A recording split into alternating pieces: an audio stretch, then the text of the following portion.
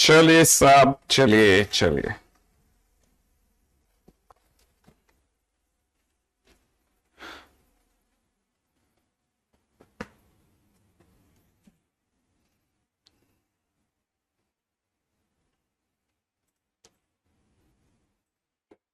हाँ, वो मैं समझ गया।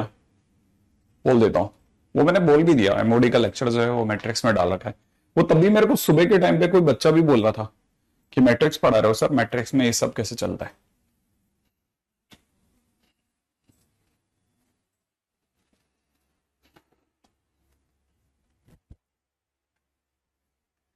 हाँ वही कैनी, मोहित, अमित, परमेंद्र, राम, युवान, सचिन, रेहान, कृष्ण, जीनल, सभी को। राखी, परमेंद्र, कृति, आलोक, सौरभ, आयुष, अभिषेक, लव, हर्ष, प्रियांशु, अंशिका, अंकित, आदित्य, एकता, दिव्यांश, अदिति, सौरभ, तनीश, देवेश, सोलंकी, सागर, युवराज, विवेक, अंशिका, आलेख, कार्तिक, वंश, मुकुल, अनुषा, युवान, संस्कार, अमन, ए, सत्यम, अवनीश, उत्कर्ष, स्वाति, निखिल, कपिल, बहुत फास्ट चल रहा है, श्यामानंद, संदीप, हाँ भाई, लक्ष्य।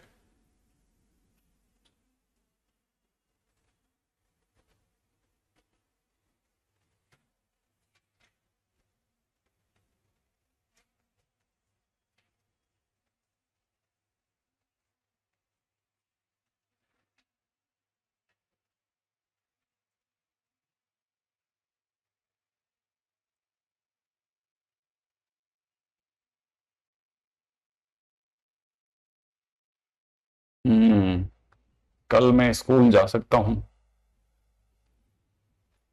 बस हो गया, एमओडी खत्म हो जाएगा उधर, उसमें क्या है। एमओडी 4 लेक्चर का ही सोचा था।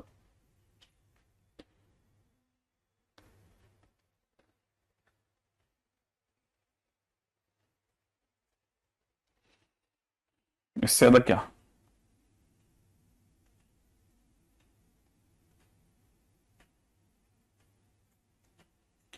दुनिया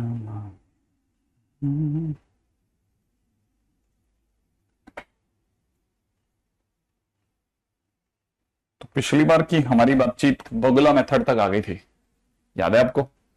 हाँ। नहीं कार्तिक, ऐसा कुछ भी नहीं है। बगुला मेथड याद है या भूल गए आप। जैसे मान लीजिए मुझे किसी ने कहा इवैल्युएट, क्या इवैल्युएट करने को कहा, 3 -1 -2 0 0 -1 3 -5 एंड 0। मान लीजिए इसकी वैल्यू निकालने को कहा मुझे। अगर मुझे कोई इसकी वैल्यू निकालने को कहता है, ठीक है, तो कैसे। बस आप कल गल का और है, सत्यम खत्म है, फिर क्या। अब तो फिर शाम का ही रह जाएगा। अब देखिए इसमें क्या करते थे, पहले प्रिंसिपल डायगोनल याद है ना, तो फिर इन तीनों को बांधेंगे तो इनका मल्टीप्लीकेशन विल बी 0। फिर इधर के कॉर्नर वाले 2 को मल्टीप्लाई इससे करते हैं, याद है। तो इन दोनों की मल्टीप्लाई जैसे इससे करोगे तो इट विल बी 0।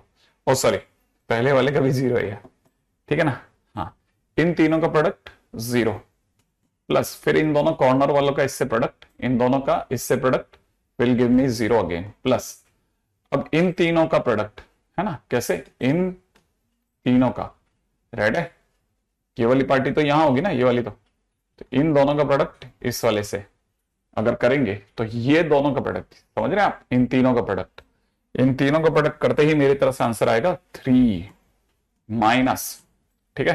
फिर मैं इन दोनों का प्रोडक्ट, इन तीनों का प्रोडक्ट करूंगा तो इन तीनों का प्रोडक्ट करते कितना आ जाएगा 0 प्लस फिर मैं इन तीनों का प्रोडक्ट करूंगा तो इन तीनों का प्रोडक्ट करते मेरे पास आ जाएगा 15 प्लस फिर मैं इन तीनों का प्रोडक्ट करूंगा, ठीक है, इन तीनों का प्रोडक्ट मेरे पास आ जाएगा 0। Finally answer will B -12।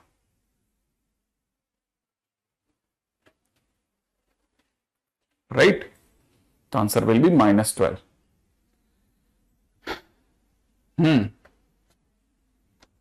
अगला क्वेश्चन करते एक और। 3 -4 5 1 1 -2 2 3 1, इसका वैल्यू निकालते हैं। ठीक है, अच्छा, इन तीनों का प्रोडक्ट 3 प्लस फिर इन तीनों का प्रोडक्ट, ठीक है, 4 दूनी 8 दूनी 16 प्लस इन तीनों का प्रोडक्ट, इन तीनों का प्रोडक्ट 15 माइनस अब इन तीनों का product, that will be 10 plus इन तीनों का प्रोडक्ट 18 माइनस का 18 प्लस इन तीनों का प्रोडक्ट -4। सही है, तो यहां से देखा जाए तो दैट इज 34। अच्छा, यहां से देखा जाए तो माइनस का 12 प्लस का 12, तो आंसर इज 46।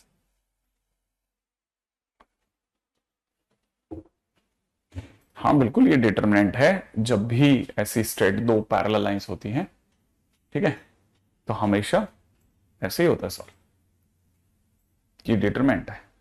ठीक है,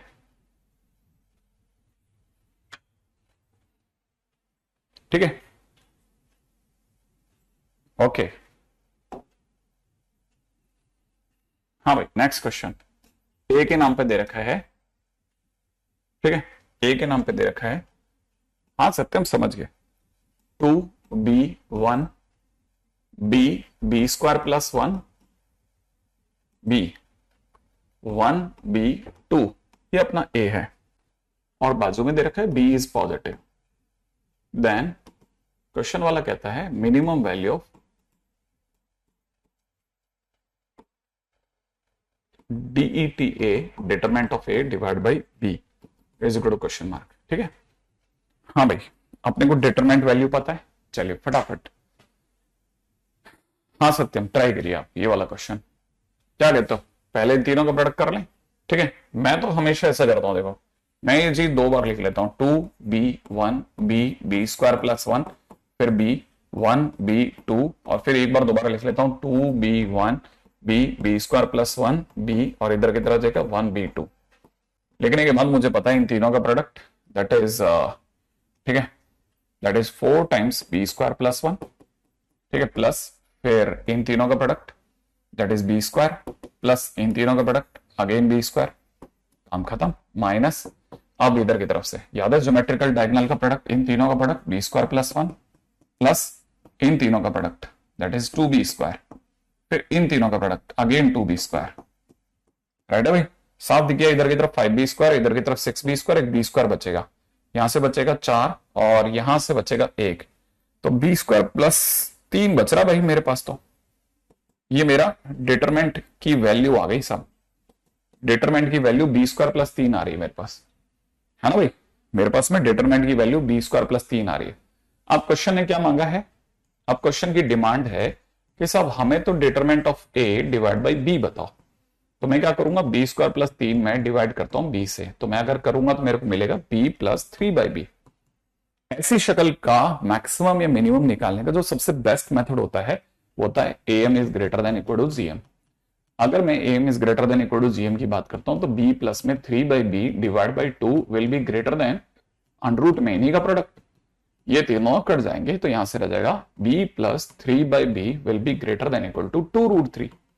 इसीलिए हम कहेंगे कि जो मिनिमम वैल्यू है कम से कम 2√3 है, बाकी उससे ज्यादा तो हो ही सकते है, तो मिनिमम इज 2√3। सही है, तो मिनिमम इज इक्वल टू 2√3। तो दैट्स द वे, ये क्वेश्चन बहुत सिंपल है। ठीक है ना, पिछली बार हम लोगों ने सिखाया था ना, प्रिंसिपल डायगोनल प्लस सितारा, ज्योमेट्रिक डायगोनल प्लस सितारा। अभी भी सीख जाइए आप, इसको जितनी जल्दी सीख सकते हैं। Arithmetic mean is greater than equal to geometric mean.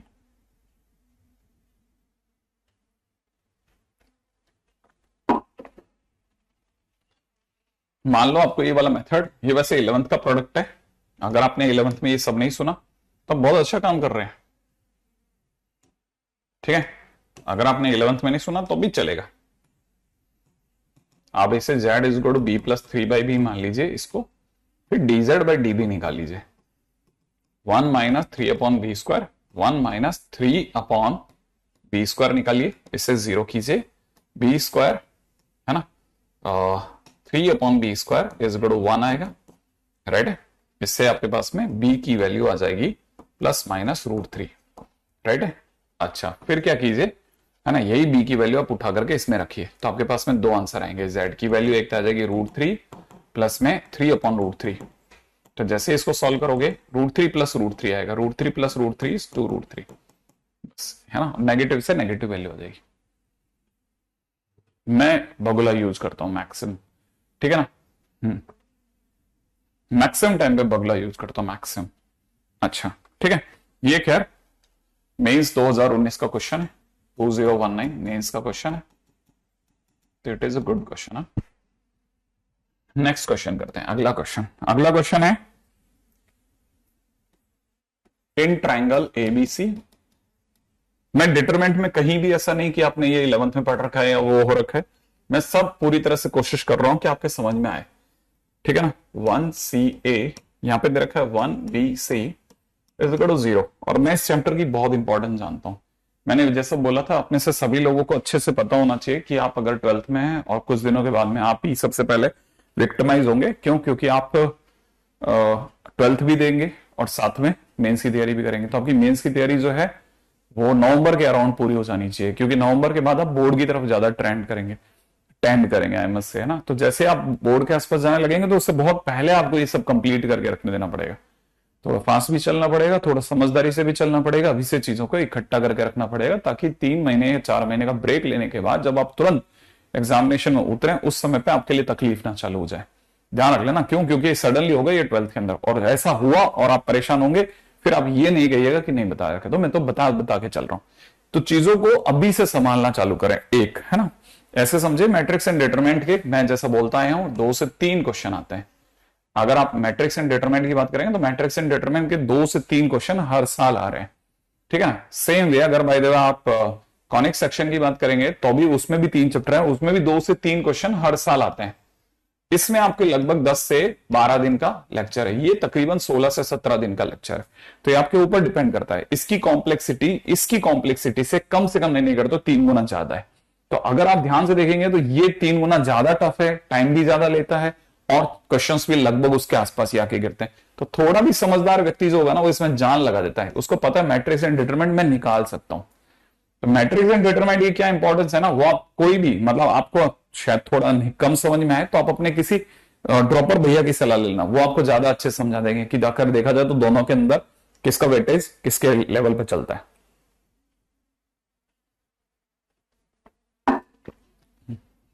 ठीक है, तो मेरा नाम क्या है, शायद आप समझ जाएं, है ना। अब अपन चलते हैं अगले पे। अब इस पे तो अपन बात कम करते हैं, अपन रहते हैं मुद्दे पे। तो मेरा काम है आते रहना और साथ में चलते रहना, और आपको रिलैक्स कराते चलना कि भाई ये थोड़ा बच के रखने की जगह है बेटा। देन क्वेश्चन वाला कहता है, ठीक है, sine square A plus sine square B plus sine square C is equal to question mark, right भाई। हाँ भाई, ट्राइंगल के अंदर एज ए यूजुअल नोटेशन इन्होंने एबीसी को यूज किया होगा, और फिर ये जो भी जानना चाहते हैं वो ठीक है। जैसा मैंने कहा 1 1 1 ए सी बी, ठीक है ना, बी ए सी लिख लिए।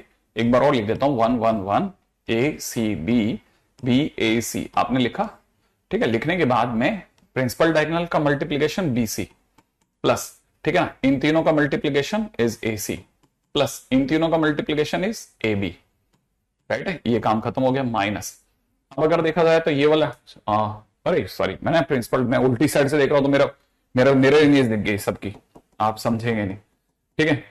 हाँ, तो देखिए प्रिंसिपल डायगोनल सी स्क्वायर प्लस, है ना, इन तीनों का multiplication is A square plus में इन तीनों का मल्टीप्लीकेशन प्लस में, ठीक है ना, इन तीनों का मल्टीप्लीकेशन हो गया ना सितारा कंप्लीट।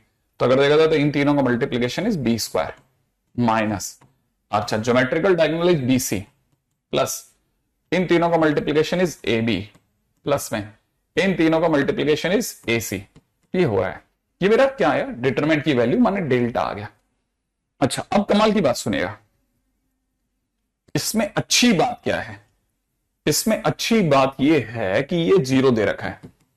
अच्छा, अगर ये 0 दे रखा है तो इसमें फिर से और अच्छी बात क्या है, ये कहता है कि हमारे पास में A square plus B square plus C square minus B C minus C A minus A B की जो वैल्यू है वो 0 है। अगर मैं गलत नहीं हूं तो मैं सबको 2 टाइम्स करना चाहूंगा, राइट है। तो मैंने क्या किया, इसको 1/2 किया और सबको 2 टाइम्स कर दिया। सबको 2 टाइम्स करने का मतलब समझ रहे हो, मैंने इसको क्या किया, 2 बार ए स्क्वायर लिखा, ठीक है ना, 2 बार ही बी स्क्वायर लिखा, ठीक है, और 2 बार ही सी स्क्वायर लिखा। आई थिंक आप समझ गए, ठीक है। अच्छा, मैंने 2 बार ए स्क्वायर 2 बार बी स्क्वायर और फिर डिवाइड बाय 2 करा तो बैलेंस चल रहा हूं।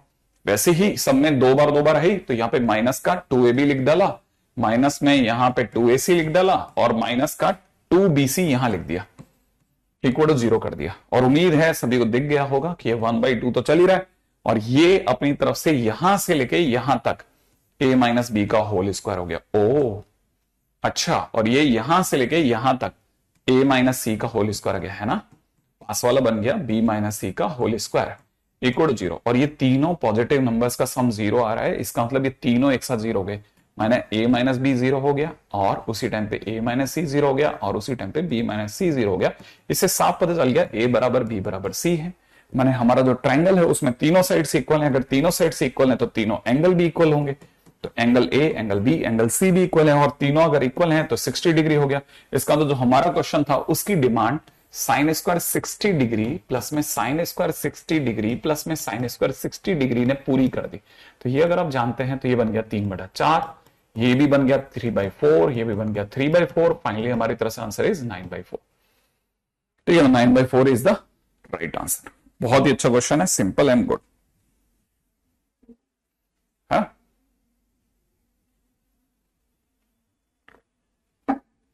चलो अगले क्वेश्चन पे चलते हैं नेक्स्ट। इसीलिए थोड़ा सीरियसनेस बढ़ा लेना। अगला क्वेश्चन है, डेल्टा 1 इज इक्वल टू दे रखा है x sine theta cos theta, यहां पे दे रखा है माइनस साइन थीटा, यहां पे दे रखा है माइनस एक्स, यहां पे दे रखा है 1, यहां दे रखा है कॉस थीटा, यहां दे रखा है 1, यहां दे रखा है x। ये डेल्टा 1 हो गया। अब डेल्टा 2 में आ जाओ। डेल्टा 2 क्या दे रखा है, x sine 2 theta cos 2 theta, ठीक है ना भाई। यहां दे रखा है माइनस का साइन 2 थीटा और यहां दे रखा है माइनस का x, यहां पे दे रखा है 1, यहां पे दे रखा है कॉस 2 थीटा, यहां पे दे रखा है 1, यहां दे रखा है x। ये डेल्टा 1 ये डेल्टा 2 दोनों के अंदर x 0 नहीं है। और then for all theta belongs to first quadrant, ठीक है। फर्स्ट ऑप्शन दे रखा है delta 1 minus delta 2 is equal to में x times cos 2 theta minus cos 4 theta, पहला ऑप्शन। सेकंड ऑप्शन है delta 1 plus delta 2 is equal to में minus का 2x क्यूब। अगला ऑप्शन है delta 1 plus delta 2 is equal to में minus का 2 bracket में x cube plus x minus 1। और अगला ऑप्शन दे रखा है delta 1 minus delta 2 is equal to minus 2x cube, ठीक है। ओके, तो हमारे पास में 4 ऑप्शन उसने डाले, ठीक है। अभी तो देखो कुछ भी नहीं है, क्योंकि इसमें कुछ सोचने लायक है ही नहीं। आप साथ साथ क्वेश्चन करते रहो, ये सारी चीजें ऐसे लगता है ना रिपीट हो रही हैं, खुद को ही रिपीट कर रही हैं, ठीक है। अब जैसे ये दे रखा है ना इस क्वेश्चन के अंदर, हमको पता है हमारा जब तक डेल्टा 1 डेल्टा 2 हाथ में नहीं आएगा हम कुछ नहीं कर सकते। अब 12th क्लास का एक नॉर्मल बोर्ड का बच्चा जो है वो वाकई क्लिक नहीं कर रहा होता, क्योंकि उसे बगला कुछ नहीं पता, उसको तो नॉर्मल खोलना है। लेकिन हमें सब पता है ना, तो हमको पता है इन तीनों का multiplication minus x cube plus, ठीक है ना। अच्छा, इन तीनों का मल्टीप्लीकेशन ट्रायंगुलरली है ना, इन तीनों का multiplication is sine theta cos theta plus, अब इन तीनों का multiplication is minus sine theta cos theta, सही है, minus sine theta cos theta. ये काम खत्म हो गया एक। अब अपन ज्योमेट्रिकल डायगोनल का मल्टीप्लीकेशन करते हैं, माइनस में x cos square theta plus, ठीक है ना, इन तीनों का मल्टीप्लीकेशन इज एक्स, फिर इन तीनों का multiplication is minus x sine square theta, ठीक है। मैंने अपनी साइड से जो भी बेसिक चीजें थी पूरी कर दी। ये दोनों कैंसिल आउट होते दिख रहे हैं, ठीक है ना। और ये 2x साइन स्क्वायर थीटा है ना भाई। मेरे को तो मैंने सही कैलकुलेशन करी ना, वरना ये भी कट गया तो मजा आ जाता। ठीक है, और अभी तक तो कटता हुआ नहीं दिख रहा। मैं अपनी तरफ से सिर्फ लिख लेता हूं माइनस एक्स क्यूब, और यहां से मुझे दिख रहा है एक माइनस का एक्स। ठीक है, और x के कॉमन लेने पे cos square theta minus sine square theta, minus का x cos 2 थीटा दिख रहा है भाई, गजब। ठीक है, हाँ अभी तो मेरे को यहां तक तो ये चीजें दिख रही हैं अभी तक तो। फिर भी एक बार दोबारा से सबका मल्टीप्लीकेशन देख लेता हूं। माइनस का एक्स क्यूब, यहां पे हो गया साइन थीटा कॉस थीटा, और यहां से हो जाएगा माइनस का sine theta cos theta, done. Right है, फिर इन तीनों का मल्टीप्लीकेशन इज माइनस का एक्स कॉस स्क्वायर, ग्रेट। ये तीनों का मल्टीप्लीकेशन इज माइनस का एक्स कॉस स्क्वायर थीटा। तो ये देखो ना, यहाँ ये माइनस का एक्स होगा, फिर माइनस का एक्स कॉमन आ जाएगा, और यहाँ cos square theta plus sine square theta, ये कैंसिल आउट ही हो गया पूरा, ये तीनों ही आपस में कट गए। तो ये पीछे कुछ है ही नहीं, यहां पे सिर्फ माइनस का एक्स क्यूब बच गया, डेल्टा 1 हो गया। ठीक है, अच्छा अब डेल्टा 2 पे चलते हैं। डेल्टा 2, ठीक है, इन तीनों का मल्टीप्लीकेशन माइनस एक्स क्यूब, फिर इन तीनों का मल्टीप्लीकेशन देखा जाएगा तो कितना हो जाएगा सब, इन तीनों का मल्टीप्लीकेशन इज प्लस में साइन 2 थीटा कॉस 2 थीटा।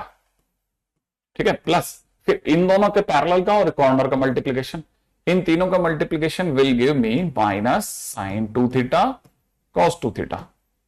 लो माइनस, अब तीसरे का आते हैं, अब ज्योमेट्रिकल डायगोनल की बात करते हैं। तो माइनस का x cos square 2 theta, done. अच्छा फिर इन तीनों का मल्टीप्लीकेशन, कॉर्नर के पैरेलली दोनों और इस कॉर्नर वाले का मल्टीप्लीकेशन मेरे को क्या दे देगा, प्लस एक्स दे देगा, प्लस फिर मेरे को इन तीनों का मल्टीप्लीकेशन क्या दे देगा, minus x sine square 2 theta. मैं बहुत अच्छे से जानता हूं, अगर मैंने माइनस एक्स कॉमन ले लिया तो यहां से कॉस स्क्वायर 2 थीटा बचेगा, प्लस में साइन स्क्वायर 2 थीटा बचेगा, और ये वाला जो प्लस एक्स है ये पीछे लिखा होगा। हमें सबको पता है ये 1 है, तो एक तरह से दुनिया की नजरों में ये माइनस एक्स इंटू 1 और ये प्लस एक्स लिखा हुआ है, तो ये दोनों कट जाएंगे, सेम जैसे ऊपर कटे थे। यहां से ये दोनों कट जाएंगे, फाइनली मेरे पास माइनस एक्स क्यूब बचेगा।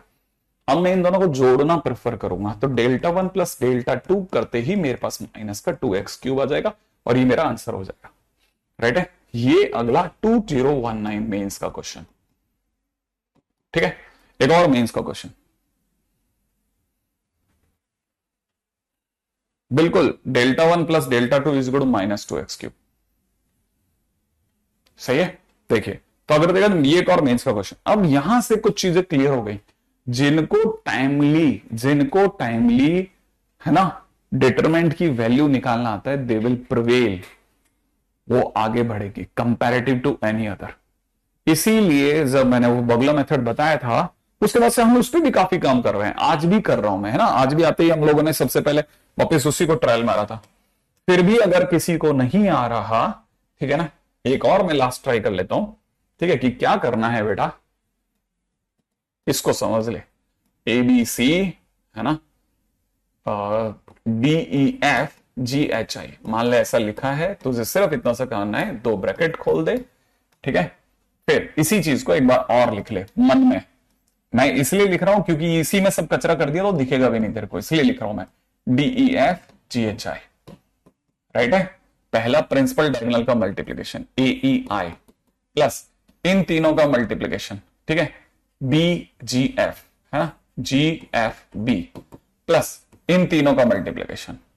ठीक है, प्रिंसिपल डायगोनल प्लस सितारा, सितारा बनता है ना बीच में, ठीक है, प्लस में कितना सी डी एच, माइनस अब ज्योमेट्रिकल डायगोनल का मल्टीप्लीकेशन जीई सी, प्लस सितारा बनने की तरफ बढ़े एक triangle H F A H F, plus दूसरा ट्राइंगल लो बन गया पूरा सितारा B D J B D आई।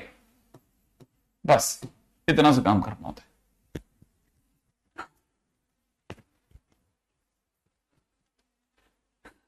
थैंक्स यशवंत। ठीक है, आगे बढ़ते हैं नेक्स्ट। तो आप अपनी तरफ से फिर भी इसको बना के रख लेना, ठीक है। आई थिंक यहां तक की बात आपको पकड़ में आ गई होगी, ठीक है। हाँ, अरे जो प्रिंसिपल डायगोनल है उसका जस्ट उल्टे के डायगोनल को कुछ तो नाम दोगे ना। ये प्रिंसिपल डायगोनल है तो हमने सप्तांशु इससे ज्योमेट्रिकल डायगोनल नाम दे दे, कि ज्योमेट्रिकली एक और डायगोनल भी तो दुनिया में है। ठीक है, नेक्स्ट। ठीक है, अगला next title is again very important, value of determinant. ठीक है, value of determinant in terms of minor and cofactors. ये आपको पता होना ही चाहिए, in terms of minors and cofactors. ठीक है, अच्छा देखिए साहब, बहुत ही काम की बात है, ये सारी 12th में यही तो सिखाया जाता है। 12th आपने पूरी जो भी डेल्टा की वैल्यू निकालते हो इसी के दम पे तो निकालते हो। ये A11, ये A12, A13, ये A21, A22, A23, ये A31, ये A32, ये A33, यही तो लिखते हैं ना। फिर हम क्या करते हैं, कोई डेल्टा मांगता हो तो हम क्या करते हैं, हम लिखते हैं A11 और फिर इसकी रो और कॉलम डिलीट करके जो चार जोनों का डिटरमिनेंट वैल्यू वो निकालते हैं। वो क्या है, वो माइनर ही तो है। तो आप बेसिकली जब इसकी वैल्यू निकाल रहे हो तो M11 निकाल रहे हो, फिर माइनस, फिर आप अगले उसको लिखते हो A12, फिर उसकी रो और कॉलम डिलीट करते हो, फिर ये जो चार जने बचते हैं इनकी डिटरमिनेंट वैल्यू निकालते हो, वो क्या है, वो इसका माइनर ही तो है। फिर आप अगले पे चलते हो A13 करने के बाद उसकी रो कॉलम डिलीट करके फिर क्या लिखते हो, उसका माइनर ही तो लिखते हो। यही तो डेल्टा है। तो delta in terms of the minor is this one, ये तो हम में से सभी जानते हैं। हमने अपने अपने रेस्पेक्टिव बोर्ड की क्लासेस में यही तो पढ़ा होता है। हमको सारे बोर्ड टीचर्स यही तो पढ़ा रहे हैं, बिल्कुल सही बात ही तो बता रहे हैं कि माइनर के टर्म्स में ऐसे निकाल लो, और ऐसे आप किसी भी रो किसी भी कॉलम से निकाल सकते हैं। मान लीजिए आपने सेकंड रो से निकाला होता या थर्ड रो से निकाला होता, ये तो कौन सी रो है, ये यूजिंग फर्स्ट रो, ये तो मैंने फर्स्ट रो से निकाला। अगर मैं थर्ड रो से निकाल रहा होता तो कैसे लिखता, मैं लिखता A31, ठीक है ना। अब देखो प्लस माइनस प्लस, तो मैं प्लस से स्टार्ट करता, फिर M31 इसका माइनर निकालता, फिर प्लस के बाद माइनस A32, फिर इसका माइनर से मल्टीप्लाई करता, फिर क्या करता प्लस A33, फिर इसके माइनर से मल्टीप्लाई करता, और यहां से मैं लिख देता कि यूजिंग थर्ड रो मैंने वैल्यू निकाल ली। अगर आप बोलोगे कि नहीं सर अपने को तो सेकंड कॉलम से निकाल के दिखाओ, तो सेकंड कॉलम से निकालते हैं। अब सेकंड कॉलम से कैसे निकलेगा, ठीक है ना, यहां देखो जरा ऊपर, ठीक है।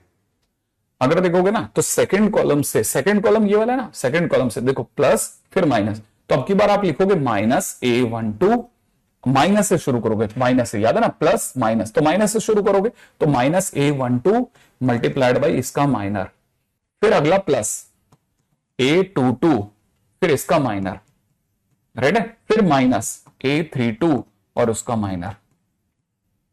ये क्या करा हमने, सेकेंड कॉलम, समझ रहा, सेकेंड कॉलम से हमने डेल्टा की वैल्यू नहीं, हम जैसे ही चाहते, हम जैसे भी चाहते, है ना, समझ रहा, तो हम जैसा भी चाहते हैं वैसा हम कर सकते हैं। हम इसमें पूरी कहानी में फर्स्ट रो से, सेकेंड रो से, जिस रो से चाहे उस रो से उसके माइनर की रेस्पेक्टिव मल्टीप्लाई करके काम कर लेते हैं, ठीक है ना। अच्छा ये तो वह माइनर से कैसे आंसर निकालते हैं। अच्छा यही चीज अगर माइनर में प्लस माइनस गायब कर दो तो वही चीज हमारे लिए किस में बदल जाती है, कोफैक्टर में। This the same thing can be written as like this, है ना। यही चीज को मैं ऐसे लिखता, देखो अगर मैं लिखता हूं तो मैं यही कहता कि डेल्टा इज इक्वल टू में A11 C11 प्लस A, ठीक है ना, 12 C12 प्लस में A13 C13। आपकी बार कोई प्लस माइनस नहीं चलता क्योंकि कोफैक्टर अंदर ले गया होता बात को, याद है कोफैक्टर में प्लस माइनस इनहेरेंट होते हैं। सेम वे अगर भाई इसके डेल्टा इस तरह से डेल्टा निकालता हूं, मैं बोलता A31 C13 C31, ठीक है, प्लस में A32 और उसका कोफैक्टर C32, ठीक है ना, फिर A33 और फिर उसके कोफैक्टर, सही है, बस इससे भी आंसर निकल सकता। तो हमने क्या सुना, हमने एक लाइन सुनी, हमने ये सब तो पढ़ा, ये सब तो हम जानते हैं, लेकिन इसको जब हमने सुना तो हमारे को क्या सुनाई दिया, जरा सुनना। देखिए हमको दो लाइनें सुनने में आई, एक तो सम ऑफ, मैं बिल्कुल बुकिश लैंग्वेज यूज कर रहा हूं, सम ऑफ प्रोडक्ट ऑफ एलिमेंट्स, ठीक है, ऑफ अ रो, ठीक है, slash column and corresponding corresponding cofactors of elements, ठीक है, of same row slash column gives value of determinant, value of delta। भी देखा जाए तो क्वेश्चन क्या कहता है, बड़ा सिंपल सी बात ही तो कह रहा है। हमने जो किया उसको इंग्लिश में तो लिख के दे रहा है, कोई भी रो के जितने भी एलिमेंट्स हैं, कोई भी रो या कॉलम के जितने भी एलिमेंट्स हैं, उनके कॉरस्पॉन्डिंग कोफैक्टर से मल्टीप्लाई करके अगर हम सम अप करते हैं, ठीक है, तो हमारे पास डेल्टा आता है। कोई भी रो के, फर्स्ट रो के जितने भी एलिमेंट हैं, उनको उनके रेस्पेक्टिव कोफैक्टर से मल्टीप्लाई करके जैसे ही आप सम करोगे, आपके पास डेल्टा आएगा। यही तो हम कहना चाह रहे हैं, यही तो वो भी कहना चाह रहा है। किसी भी रो, किसी भी कॉलम पे खड़े हो जाइए, किसी भी रो के जितने भी एलिमेंट्स हैं, उनके रेस्पेक्टिव या कॉरस्पॉन्डिंग कोफैक्टर से प्रोडक्ट का सम जो होता है वो डेल्टा देता है। यही तो बात बोली है, ठीक है। तो पहली चीज तो बड़ी काम की थी, अब दूसरी चीज और भी ज्यादा काम की निकलेगी। वो क्या कहती है, ठीक है, वो कहती है क्या, कि sum of product of elements of a row, ठीक है, और कॉलम एंड कोरस्पॉन्डिंग cofactors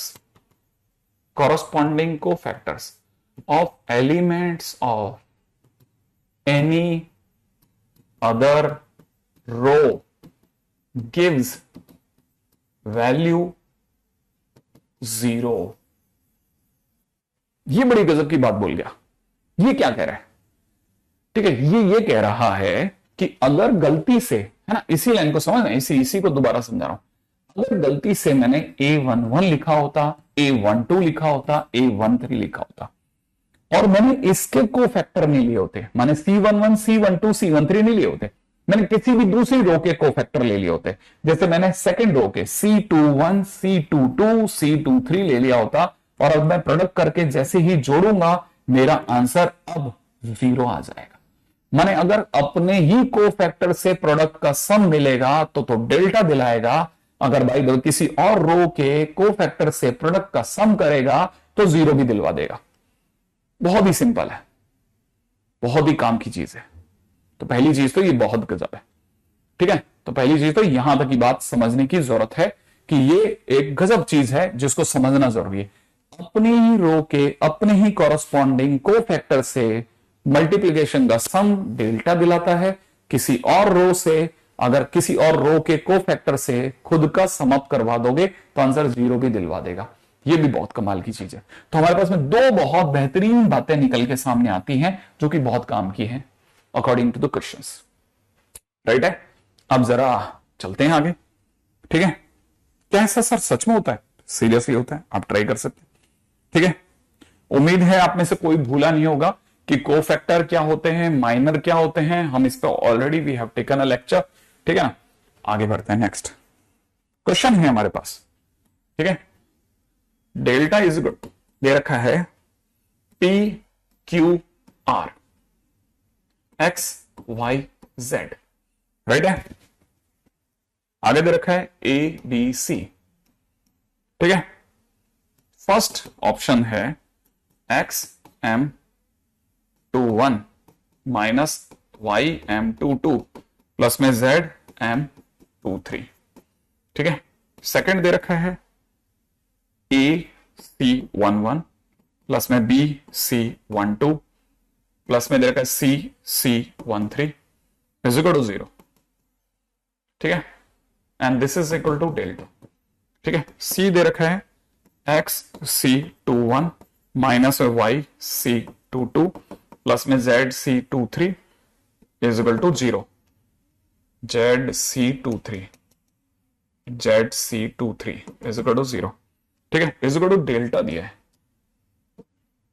ठीक है, डी दे रखा है पी M11 माइनस में Q M12 R M13 is equal to delta.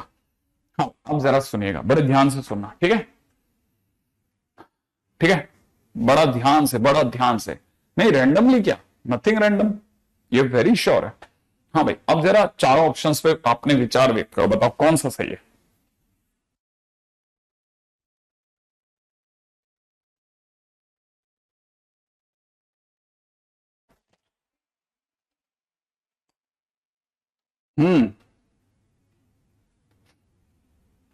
रचित, अथर्व, कार्तिक, ए, महेंद्र, दिव्यांश, सबने अपने अपने दांव लगाए हैं। एक्स वाई जेड कौन है? X Y Z second row के एलिमेंट है, हाँ या ना? X Y Z second row के एलिमेंट है। क्या ये खुद के माइनर से मल्टीप्लाई कर रहे हैं? हाँ कर रहे हैं। पहली बात, ये प्लस है तो क्या ये माइनस से शुरू हो रहे हैं? क्या ये माइनस से शुरू हुआ? प्लस के बाद ये माइनस से शुरू होना चाहिए था, minus X plus Y plus minus Z, याद आया? और फिर उनके माइनर M21, M22, M23 होता तो आंसर डेल्टा होता, इसलिए ए ऑप्शन रॉन्ग हो गया।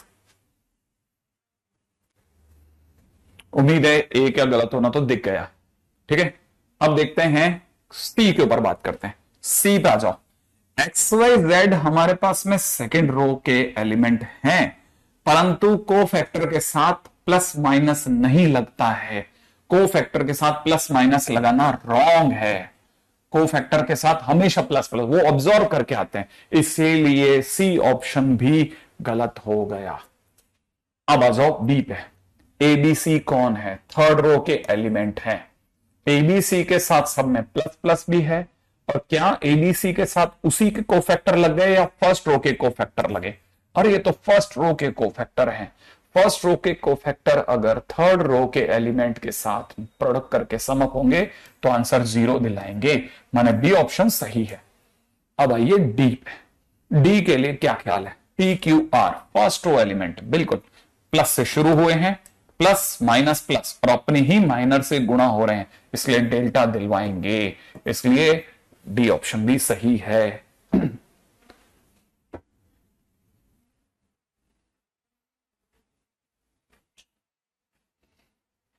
ठीक है, तो देखिए साहब एकदम सही। इस तरह के छोटे से क्वेश्चंस आपको बराबर जवाब दे रहे होंगे, ठीक है, समझदारी की चीज है। ठीक है, मैं अगला क्वेश्चन दिखा रहा हूं, ठीक है। By using elements 1 and -1, all possible determinants of third order are formed. Find maximum value of determinant. ठीक है, find maximum value of determinant. सिर्फ एक और माइनस एक का प्रयोग करते हुए, सिर्फ एक और माइनस एक का प्रयोग करते हुए, ठीक है, सिर्फ एक और माइनस एक का, ठीक है, एक और माइनस एक का। देखिए भाई ध्यान से समझना भाई, है ना, हर किसी के बस का क्वेश्चन नहीं है, अब थोड़ा अलग का अच्छा क्वेश्चन है।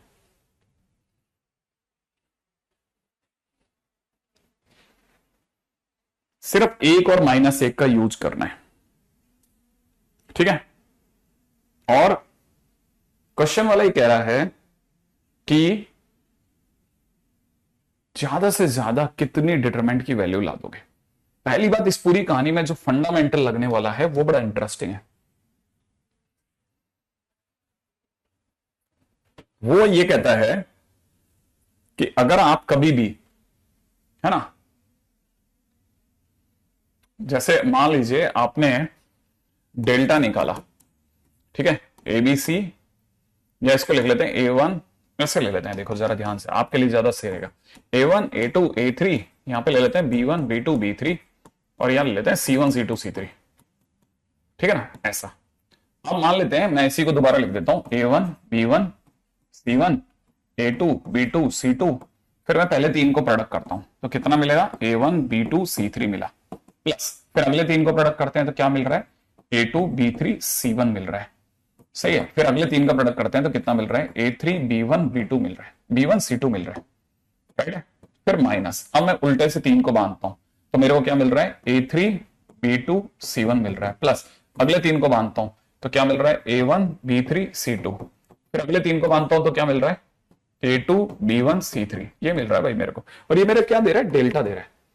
देखिए साहब, ये एक्चुअल कहानी है डेल्टा की। इससे पहले कि मैं क्वेश्चन में अंदर एंटर कर दूं, पहले मैं आपको बेसिक समझाता हूं। अब कहानी क्या है, कहानी ये है कि ये जो तीन यो वाले होते हैं, इन तीनों के सारे एलिमेंट्स को अगर मैं प्रोडक्ट करता हूं तो देखो, अगर मैं सबका प्रोडक्ट करता हूं तो मेरा प्रोडक्ट क्या निकल रहा है, जरा देखना।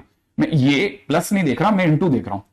इन तीनों का इन तीनों से और इन तीनों का इन तीनों से आपस का प्रोडक्ट जो होगा वो मुझे दे रहा होगा A1 A2 A3 B1 B2 B3 C1 C2 C3। ध्यान से देखो आप, जैसे ही मैं सबका प्रोडक्ट करूंगा मेरे को प्रोडक्ट ही हासिल हो जाएगा। सेम वे अगर बाय द वे मैं इधर के सारे प्रोडक्ट करता हूं तो भी मुझे A1 A2 A3 दिख रहा है, ठीक है ना। और सेम वे मुझे B1 B2 B3 C1 C2 C3 दिख रहा है। इससे पहले कि आगे बढ़ूं, पहले मैं आपको सिखा दूं, क्या मुझे प्रोडक्ट यही मिलेगा। अगर इन तीन का इनका सबका प्रोडक्ट करता हूं तो प्रोडक्ट ये मिलेगा, इनका प्रोडक्ट करता हूं तो ये मिलेगा। अब क्वेश्चन वाले ने मुझे कहा है कि आपको क्या करना है, सिर्फ 1 और -1 का यूज करना है, ठीक है, करेंगे। अब मेरे दिमाग में क्या आ रहा है कि जब मैंने 1 और -1 का यूज कर लिया होगा, ठीक है, तो प्रोडक्ट के टाइम पे कोई भी तीन नंबर जो कि 1 से या -1 से बने हैं, जो कि 1 से या -1 से, मैं बार बार बोल रहा हूं, बहुत ध्यान से एक ही बात सुनना, ठीक है, ध्यान से समझ ले, मैं 2-3 बार बोल दूंगा, जो कि 1 या -1 से बनेंगे, उन तीन चीजों का प्रोडक्ट जो होगा, उन तीन चीजों का प्रोडक्ट होगा वो या तो 1 होगा या -1 होगा। तो ये जो भी गुणा होकर के आएगा फाइनली ये 1 होगा या -1 होगा, ये 1 होगा या -1 होगा, ये भी तीन चीजों का प्रोडक्ट है तो ये भी 1 या -1 में से कुछ होगा, क्योंकि एक बन ही 1 और -1 से रहा है। जो बनता ही 1 या -1 से, उनका प्रोडक्ट भी -1 या +1, कुछ ही दोनों में से कुछ एक होगा। अब मेरे दिमाग में है कि मैं बड़ी से बड़े आंसर लेके आऊं, डेल्टा जितना बड़े से बड़ा बनाता हूं तो बना लेता हूं। तो मैंने सोचा, अभी मैं सिर्फ थॉट प्रोसेस में हूं, मेरी थॉट प्रोसेस कह रही है यार बड़े से बड़ा तो तब आ सकता है जब, क्योंकि ये 1 या -1 से बनेगा तो अपन एक काम करते हैं, इससे 1 मंगा लेते हैं, इससे 1 मंगा लेते हैं, इससे 1 मंगा लेते हैं, माइनस इधर अपन क्या करेंगे, तीनों से -1 -1 मंगा लेंगे और हमारा आंसर कितना आ जाएगा, 6 आ जाएगा। मैक्सिमम 6 ले लेते हैं, ऐसे ले लेंगे चुटकियों में, ठीक है। तो हमने कहा चलो ठीक है, 1 या -1 से 6 आंसर आ जाएगा। लेकिन फिर ध्यान आए यार, जो भी है भाई, इस ब्रैकेट के सबका प्रोडक्ट का, इसके इस ब्रैकेट के सारे एलिमेंट्स, ये और ये तीनों का प्रोडक्ट इन तीनों के प्रोडक्ट के बराबर होना चाहिए, ये भी मिला लेते हैं। तो जैसे ही हमने इनका प्रोडक्ट किया, इनका प्रोडक्ट 1 × 1 × 1 1 आ गया। तो इधर जब मैंने प्रोडक्ट किया तो इनका प्रोडक्ट -1 × -1 × -1 आ गया। जबकि क्वेश्चन में मेरे को सिखाया गया था कि जब भी दो ब्रैकेट बनते हैं, चाहे वो सारस मेथड हो चाहे बगला मेथड हो, सबका प्रोडक्ट, इस साइड के ब्रैकेट का प्रोडक्ट और इस साइड के ब्रैकेट का प्रोडक्ट सेम आता है। लेकिन यहां तो गड़बड़ हो गया। इसका मतलब ये आंसर 6 मेरा ख्वाब है, ये सच्चाई नहीं है साहब, क्योंकि इसका प्रोडक्ट इसके प्रोडक्ट के बराबर नहीं है। मैंने कहा यार ये तो गड़बड़ हो गया, अब क्या किया जाए। अब ये सोचा कि चल एक काम करते हैं, चल कोई नहीं 6 को छोड़ते हैं, 5 ले लेते हैं, 5 दे दो यार, 5 दे दो, ठीक है ना। तो कैसे सोचा कि भाई एक काम करते हैं, 5 ले लेते हैं, इधर से 3 मंगा लेते हैं, उधर से 2 ले लेते हैं। तो उधर से 2 कैसे लेने का सोच रहे हैं कि हम ये -1 ले लेंगे और बाकी के 2 +1 ले लेंगे, मिल जाएंगे ना 5। कैसे मिल जाएगा जरा सोचो, सोच के देखो, क्या 5 मिल रहा है? ये दोनों तो कटने में ही चले गए, ये तो उल्टा 2 ही रह जाएगा सर। ओहो, नहीं मिला। तो फिर सोचा नहीं एक काम करते हैं, रुको, हम बैठाते हैं, है ना, 5 चाहिए ना, लो इधर से 1 ले लेते हैं, इधर से -1 ले लेंगे, अब तो मिल जाएगा 5। मैंने कहा ये दोनों तो कटने में चले गए भाई, तो 5 तो नहीं मिलेगा, क्योंकि 5 तो तभी मिलेगा जब इधर से 3 मिले, इधर से 2 मिले। 5 तो तभी होगा, तो बैठेगा ही नहीं, तो 5 तो किसी हालत में नहीं बैठ सकता, क्योंकि 2 तो कटेंगे। अब एक बच्चे के दिमाग, सर इधर ले क्यों रहे हो सर आप तो 1 को 0 ले लो ना, 1 को 0 ले लो। मैंने कहा हम जिनको प्रयोग कर रहे हैं वो सिर्फ दो ही नंबर है, 1 और -1। तो जीरो कौन देगा गुणा में? जीरो लाने के लिए बंदे को जीरो तो होना था, यहां तो है ही 1 और -1, तो ये तो पॉसिबल ही नहीं है। तो 5 तो संभव ही नहीं है, हटाओ, तो 5 संभव ही नहीं। अरे यार 5 संभव, चलो सर 4 दिला दो। मैंने कहा 4 की संभावना देख लेते हैं भाई, 3 इधर से ले लेते हैं, 1 इधर से ले लेते हैं। तो दिमाग ने कहा कि एक काम करते हैं, यहां से 1 और यहां से -1 ले लेते हैं। ये दोनों कटा तो सर ये तो 2 ही रह गया। मैं कह रुको, ये भी एक बार एक ट्राई और मार लेते हैं। ठीक है भाई, हम क्या करते हैं, इधर से 2 -1 ले लेते हैं और एक +1 ले लेते हैं, तो ये कटने में चला जाएगा और ये 4 आ जाएगा। हाँ, लेकिन सर प्रोडक्ट भी देख लो। मैंने कहा देख लेते हैं भाई, सही बात कह रहे हो तुम। प्रोडक्ट कितना, 4 लाने के लिए प्रोडक्ट क्या चाहिए? इन तीनों का प्रोडक्ट कितना आ रहा है? इन तीनों का प्रोडक्ट -1 इंटू -1 इंटू 1 मिलकर के +1 आ रहा है प्रोडक्ट। और इन तीनों का प्रोडक्ट भी 1 आ रहा है। हाँ सर, प्रोडक्ट तो सेम आ रहा है, माने 4 इज पॉसिबल। इसका ना मैक्सिमम वैल्यू जो मैं ला सकता था 1 और -1 का प्रयोग करके, वो 4 ला सकता था, इसलिए आंसर इज 4। ठीक है, तो maximum value of the determinant using 1 and -1 is 4 only. ठीक है, वो 4 है, 4। ठीक है, ये क्वेश्चन शायद आईआईटी में आया था, 2015 या 14 में आया होगा, लेकिन ये अपने आप में one of the very good question.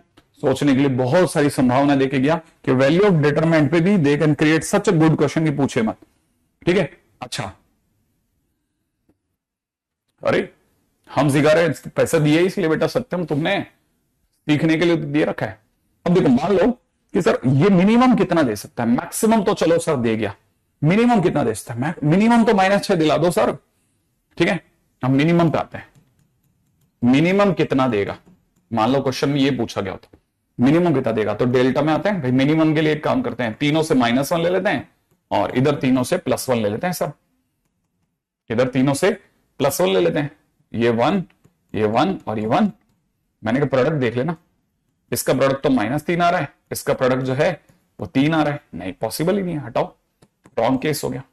फिर चलो सर, इधर से -1 -1 ले लेते हैं और इससे माइनस के अंदर हमको तो मिनिमम चाहिए ना, तो इधर करते हैं 2 +1 ले लेते हैं, -1 ले लेते हैं। ये दोनों तो कटने में चले जाएंगे। ओवरऑल मेरे पास -4 आ रहा है, तो -4 मिनिमम पॉसिबल है। लेकिन सर प्रोडक्ट देख लेते हैं, प्रोडक्ट इन तीनों का प्रोडक्ट आ रहा है, -1, जबकि इन तीनों का प्रोडक्ट कितना आ रहा है? अरे ये भी -1 आ रहा है। हाँ, तो प्रोडक्ट अगर सेम है तो फिर फिजिबल है, -4 इज द मिनिमम वैल्यू।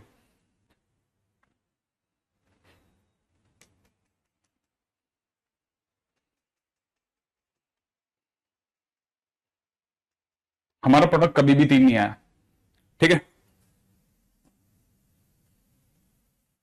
चलो इसको भी सही कर देते हैं हम भी। ठीक है, सही पकड़ा, चालाक नजर, बहुत बढ़िया। प्रोडक्ट -1, इन तीनों का प्रोडक्ट 1। ठीक है,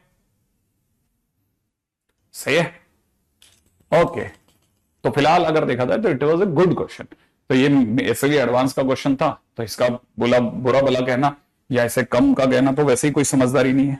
ठीक है, अच्छा अब आ जाते हैं अगले पॉइंट की तरफ। Next is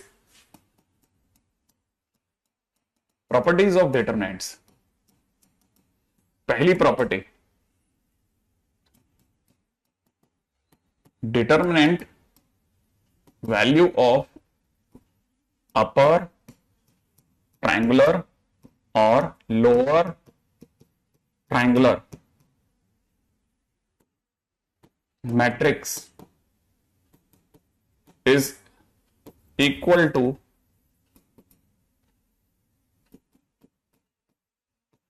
product of diagonal elements।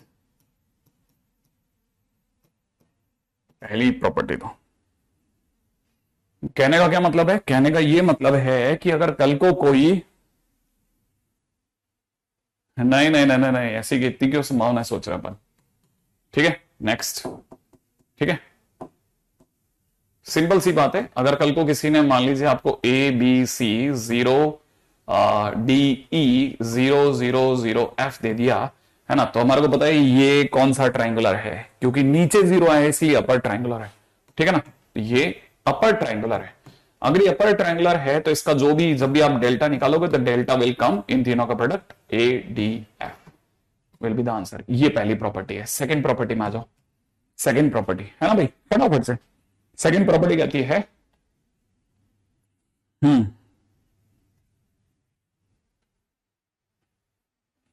अच्छा, सेकंड प्रॉपर्टी कहती है कि determinant of A T is equal to determinant of A. ये हमारे को पता है। ट्रांसपोज का डिटरमिनेंट लेंगे, ट्रांसपोज का डिटरमिनेंट लो या ओरिजिनल का डिटरमिनेंट वैल्यू निकालो, एक ही आंसर आएगा। दिमाग इसमें लगाने की जगह ही नहीं है। ठीक है। थर्ड प्रॉपर्टी कहती है if corresponding elements of two rows / column are same or proportional, then delta equal to 0। ठीक है। अगर कभी भी किसी भी दो रो के या दो कॉलम के अगर सारे एलिमेंट सेम हो जाएं तो समझ जाना कि डेल्टा 0 लगने वाला है। डेल्टा 0 लगने वाला है। हाँ चलेगा, डिटरमिनेंट और मैट्रिक्स कर सकते हो। अगला पॉइंट नंबर 4, चौथा पॉइंट पे आ जाइएगा। ठीक है। Fourth point. ठीक है। Fourth point is all elements of any row / column equal to 0, then delta equal to 0। Obvious सी बात है, अगर किसी भी कॉलम के या किसी भी रो के सारे एलिमेंट अगर 0 हो जाएं तो आप समझना कि भैया डेल्टा भी अब 0 आके ही रहेगा। डेल्टा को 0 आने से कोई रोक नहीं सकता। ठीक है। पॉइंट नंबर 5, पांचवा है इफ एनी टू रोज। ठीक है। ये रोज के साथ बुक में लिख रहा हूं तो कॉलम जान के नहीं लिख रहा है ना, ताकि कंफ्यूजन ना हो इंग्लिश में। इफ एनी टू रोज और एनी टू कॉलम्स, है ना। If any two rows are interchanged then, ठीक है, value of determinant get multiplied to -1। ठीक है। अगर कभी भी कोई दो रोज या दो कॉलम जो है वो आपस में कभी भी बदलती हैं, ठीक है ना,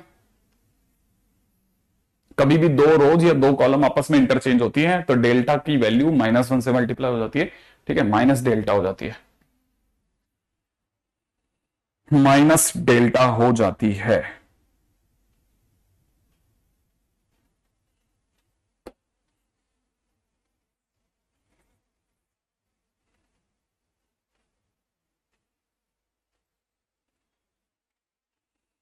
ठीक है। अगले पे आ जाते हैं। हाँ अंशिका पढ़ लिया मैंने ये बात बोली थी जब मैं एनी टू रोज बोल रहा हूं तो ऑटोमेटिकली अंडरस्टूड है, एनी टू कॉलम, है ना। नेक्स्ट, क्योंकि मैं इसको अगर भाई एनी टू कॉलम लिखता, टू रोज टू कॉलम लिखता, कई बच्चे रो को कॉलम से इंटरचेंज कर देते हैं, इसलिए मैंने जानबूझ के वो नहीं लिखा था। ठीक है ना। If elements of any row / column, ठीक है, are multiplied by a constant, then delta is also multiplied to that constant। ठीक है भाई। then delta is also multiplied to that constant। इस बार यहां वाली कहानी में जरा है ना, थोड़ी कहानी अलग है। ठीक है। कहानी थोड़ी अलग है, ध्यान से। ठीक है। Corresponding elements of two rows और द कॉलम्स आर सेम और proportional then delta equal to 0। Third point ये कहता है। ठीक है। अच्छा सप्तांशु क्या कर रहे हो, मैंने पांचों पॉइंट को बोला है ना, पांचों पॉइंट में मैंने जानबूझ के रो के साथ कॉलम नहीं लिखा है ना, आप जान के नहीं लिखा, आप चाहो तो लिख लेना। ठीक है। ताकि वो इंग्लिश में मिस्टेक ना कर दे। हाँ भाई, अब जरा थोड़ा फटाफट अगले पे चलते हैं ना। अगला, ठीक है, जरा समझा। देखो जैसे मान लीजिए मेरे पास में डेल्टा 1 दे रखा है, A11, A12, A13, यहां दे रखा है A21, A22, A23। ठीक है ना। अच्छा मैंने इसको लिखा A31, इसको लिखा A32, A33। मान लो मैंने ऐसा किया है ना। अब नाउ अभी मेरे पास में जो भी आंसर आ रहा है डेल्टा का वो ऐसे आ रहा है A11, ठीक है, M11 माइनस में A12, M12 प्लस में कितना A13M13। अब जल्दी से चेक कर लीजिए ये सही लिखा कि गलत लिखा मैंने, फटाफट से देख लो आप, ये मैंने जो डेल्टा लिखा है क्या ये सही है या गलत है। पहले आप जल्दी से देख लो क्या ये सही लिखा है कि गलत लिखा है। ठीक है, हाँ भाई सोच लिया आपने, जल्दी सोचो कि मैंने ये सही लिखा या गलत लिखा है, सोचो।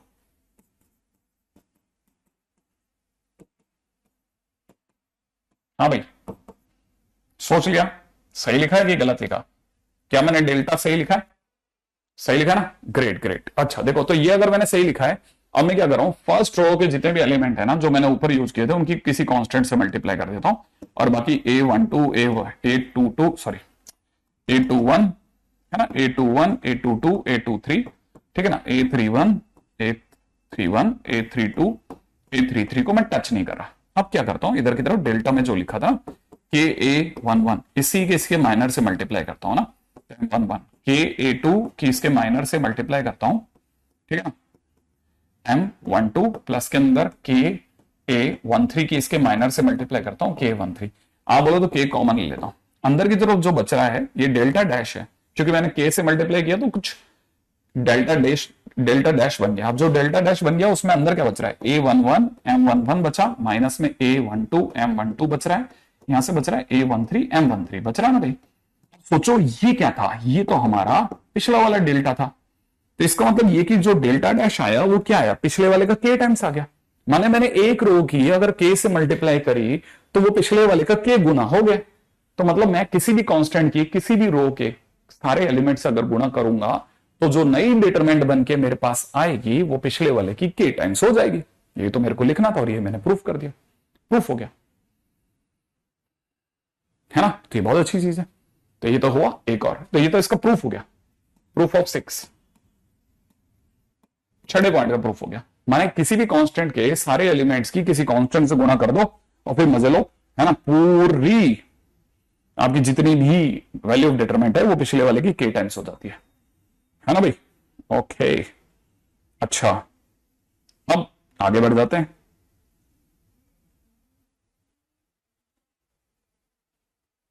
ठीक है, अगला क्या कहते हैं,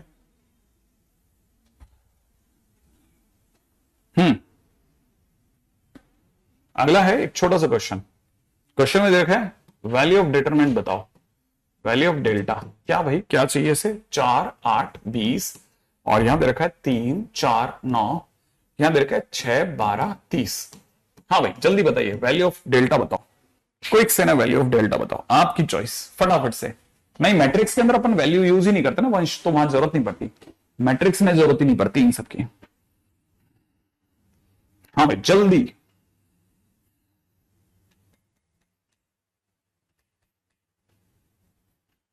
मैट्रिक्स में हम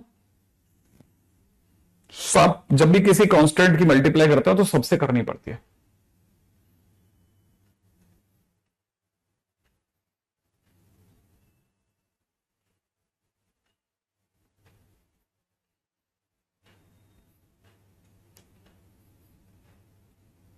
वेरी गुड हर्ष, 4 into 6,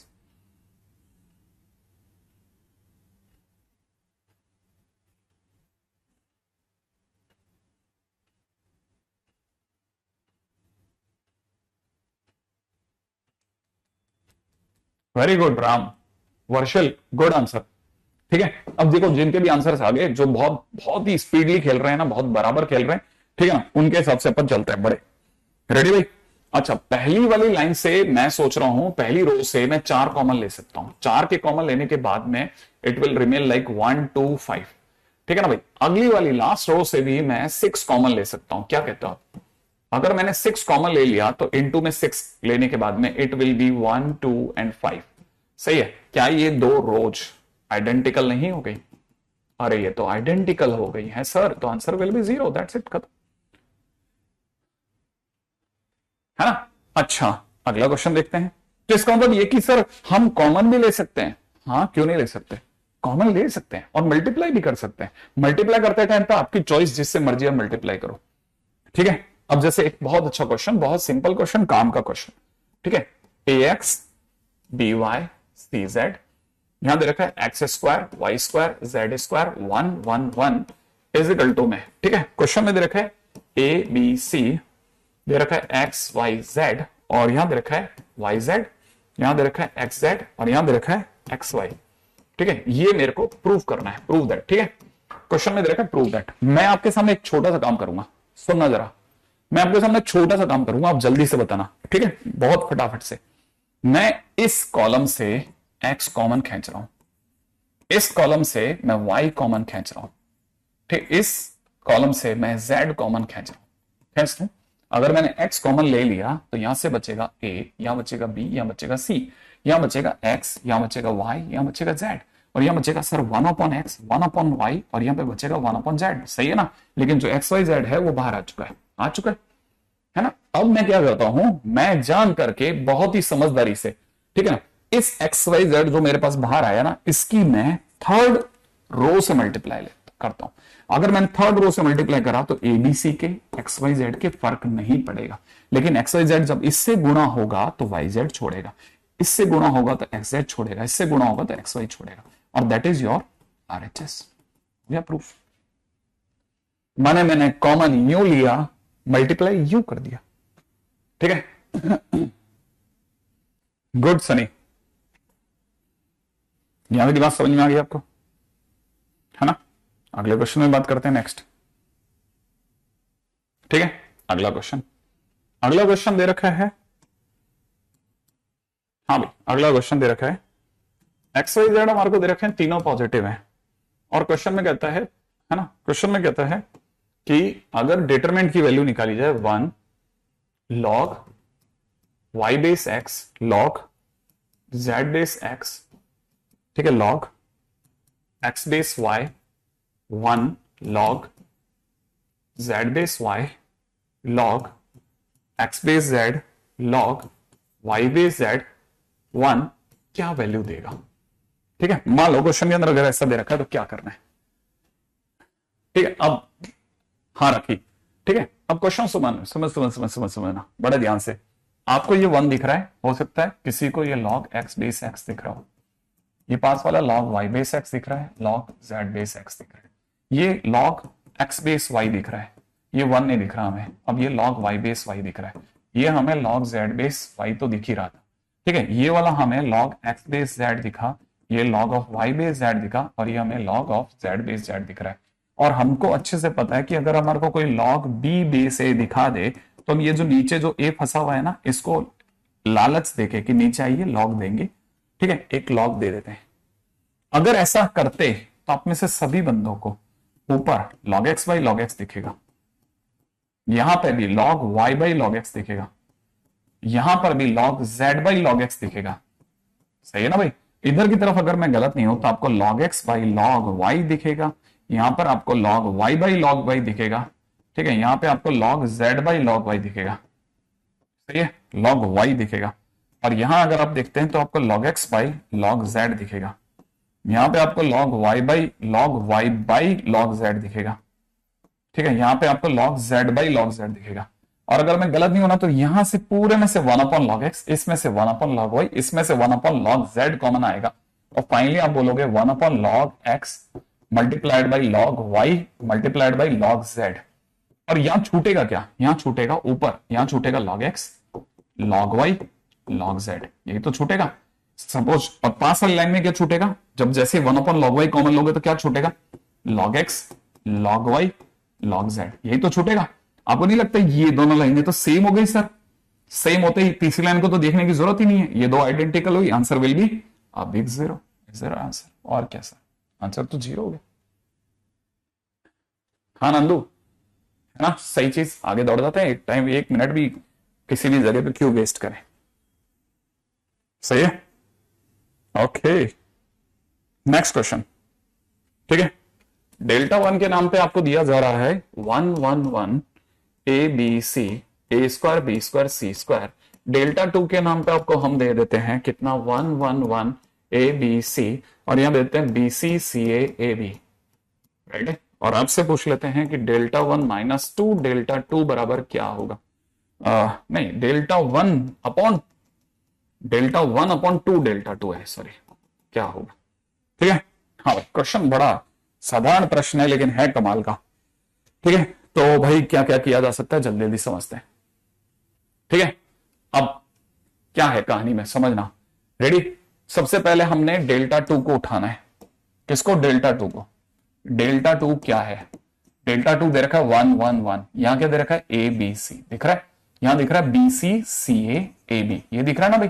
मैंने क्या किया, बड़े ध्यान से समझना, मैंने इस साइड ए से मल्टीप्लाई किया, इस साइड मैं बी से मल्टीप्लाई कर रहा हूं, इस साइड मैं सी से मल्टीप्लाई कर रहा हूं।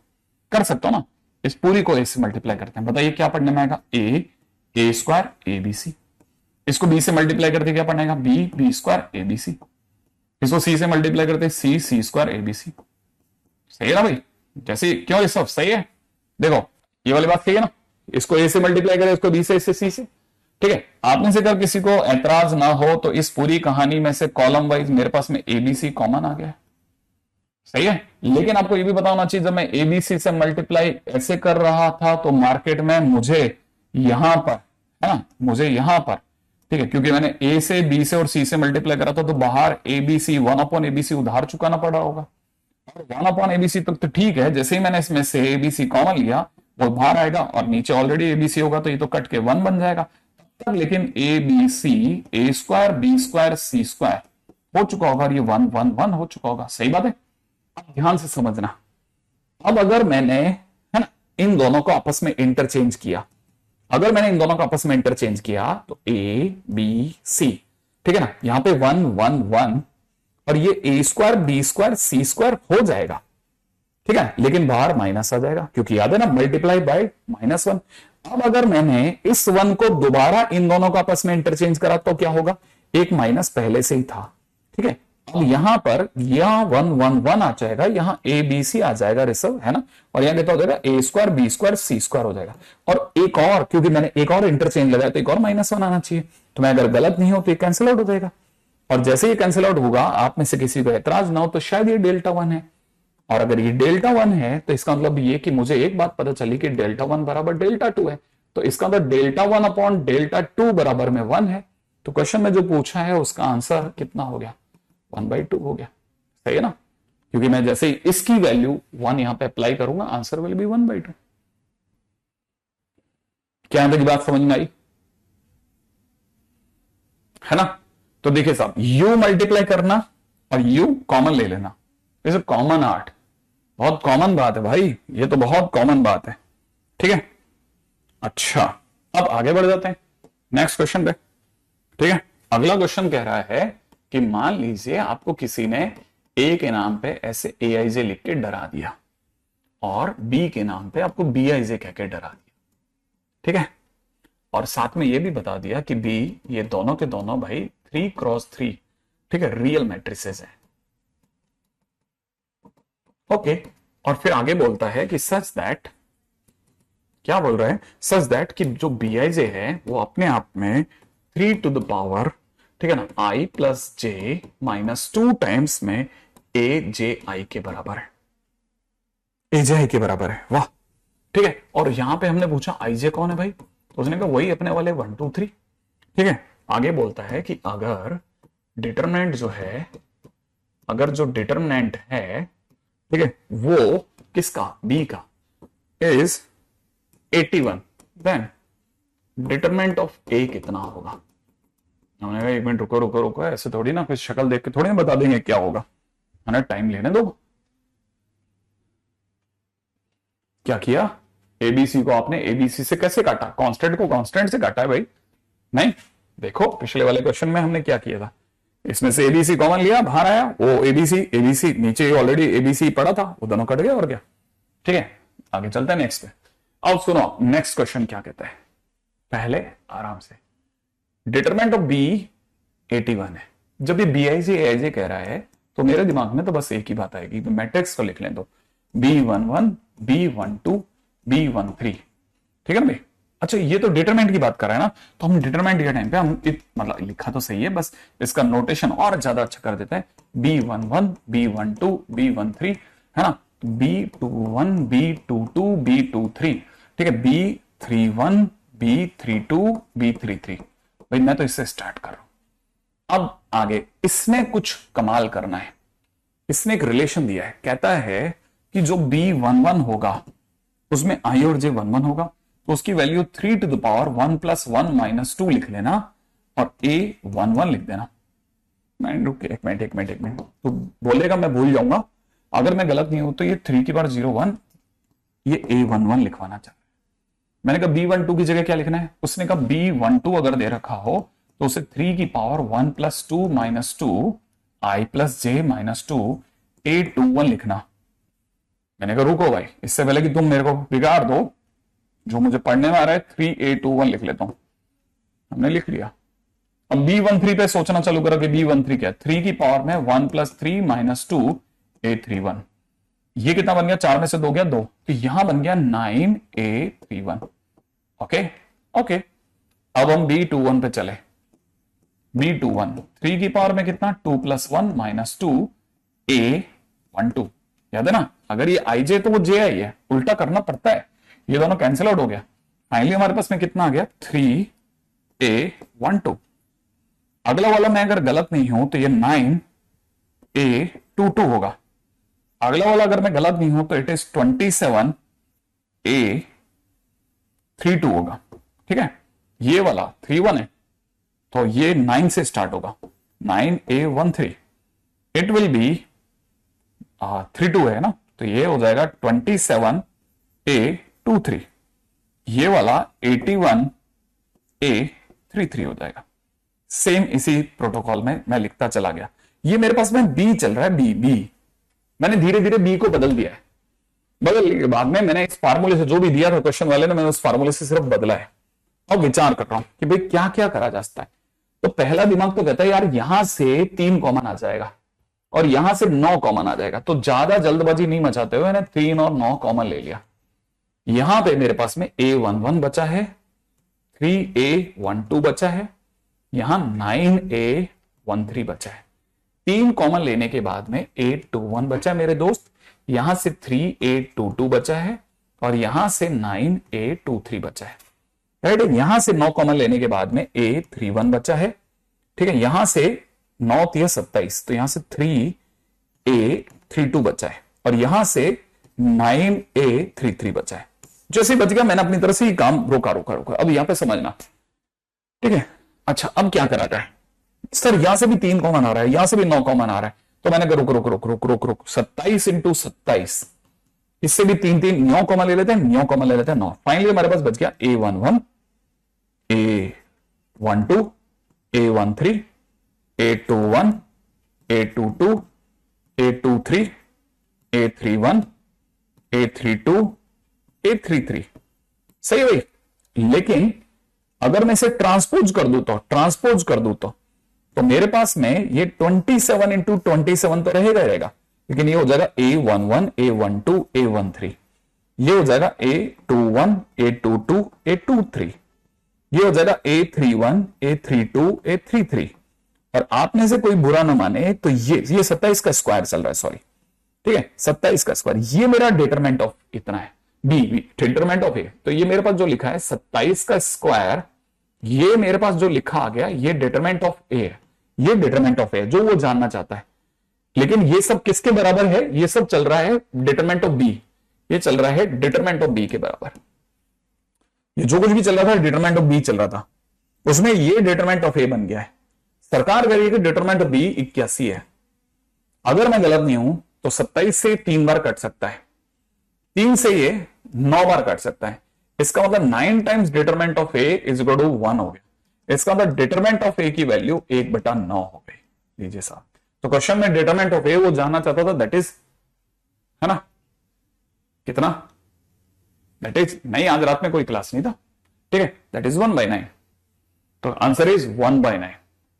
अब वो आपसे इतने साधारण क्वेश्चन, दिखने में इतने मुश्किल क्वेश्चन, लेकिन होने में इतने सिंपल क्वेश्चन पूछ रहा है। ठीक है ना, मेंस में मैं कह रहा हूं मेंस बहुत क्लासिक क्वेश्चन बना रहा है। ठीक है,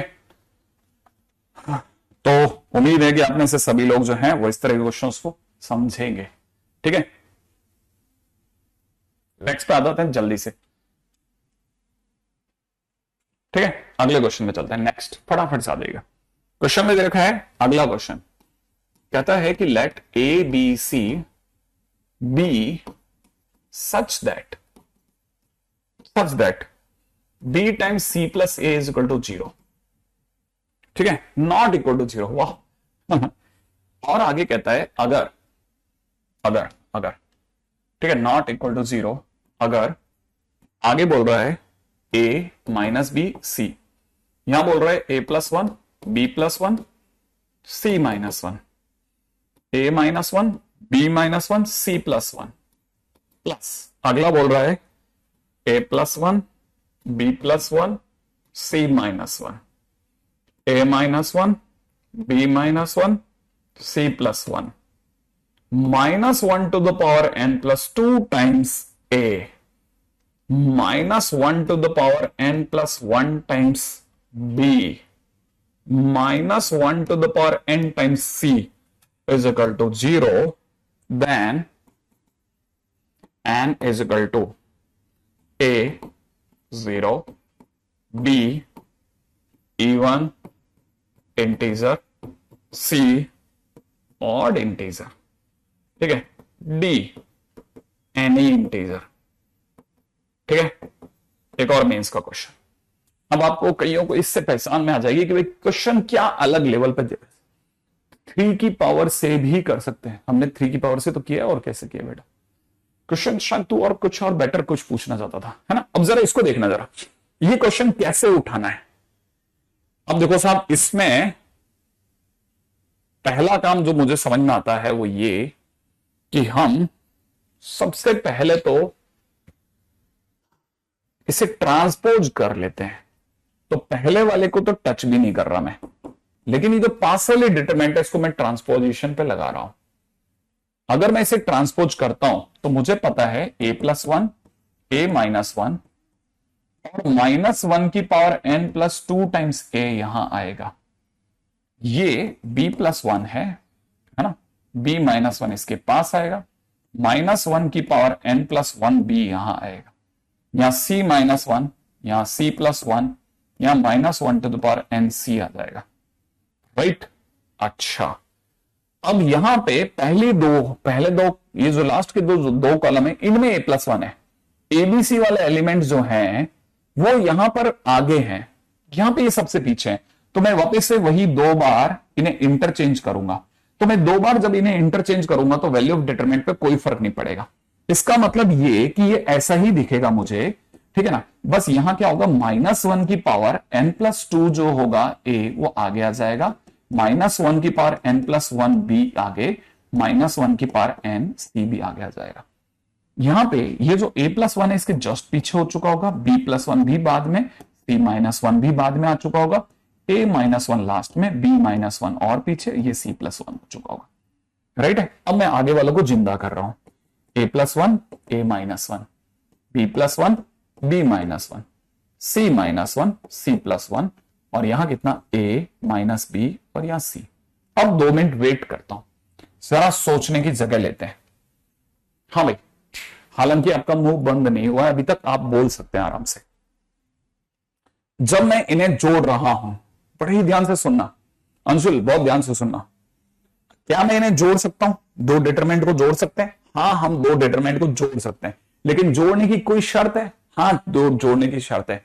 जोड़ते टाइम पे हमें कोई 2 रो या 2 कॉलम स्थिर रखनी होती है, 2 रो या 2 कॉलम स्थिर रखनी होती है, वो 2 साइलेंट रहेंगे और तीसरा तीसरे से अटैच होगा, समझ रहे हैं। तो यहां पर अगर आप ध्यान से देखेंगे तो ये वो 2 लकी लोग हैं, दिख रहा होगा a प्लस 1, इधर भी दिख रहा होगा a प्लस 1, ठीक है। यहां b प्लस 1 है, यहां पे भी प्योर b प्लस 1 है, ठीक है। यहां c माइनस 1 है, यहां पे भी c माइनस 1 है, ये a माइनस 1 है, उस साइड में भी साफ दिख रहा है a माइनस 1, यहां b माइनस 1 है, यहां पर भी b माइनस 1, यहां पर देखोगे c प्लस 1 है।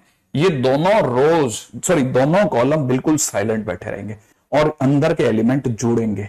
तो जब ये जुड़ेंगे, सुनना, जब ये जुड़ेंगे तो जुड़ने के बाद a plus 1 a minus 1 b plus 1 b minus 1 c minus 1 c plus 1 चुप हो जाएंगे और ये जुड़ रहे होंगे। ए के साथ जुड़ रहा होगा -1 की पावर n+2 टाइम्स ए, माइनस बी के साथ जुड़ रहा होगा -1 की पावर n+1 टाइम बी, और सी के साथ जुड़ रहा होगा -1 की पावर n सी। आंसर मुझे 0 लाना है, दिया है ऑलरेडी, ऐसा नहीं है कि मतलब मिल गया तो ठीक है, लाना ही है। अब मेरे को सिर्फ इतना सा विचार करना है कि ये ए के साथ अगर ये -a बन जाए तो मेरा आंसर ये तो 0 हो जाएगा। सेम वे उसी टाइम पे ये -b के साथ +b बने, ये c के साथ -c बने, तीनों 0 0 0 टपका देंगे तो मेरा आंसर 0 आ जाएगा।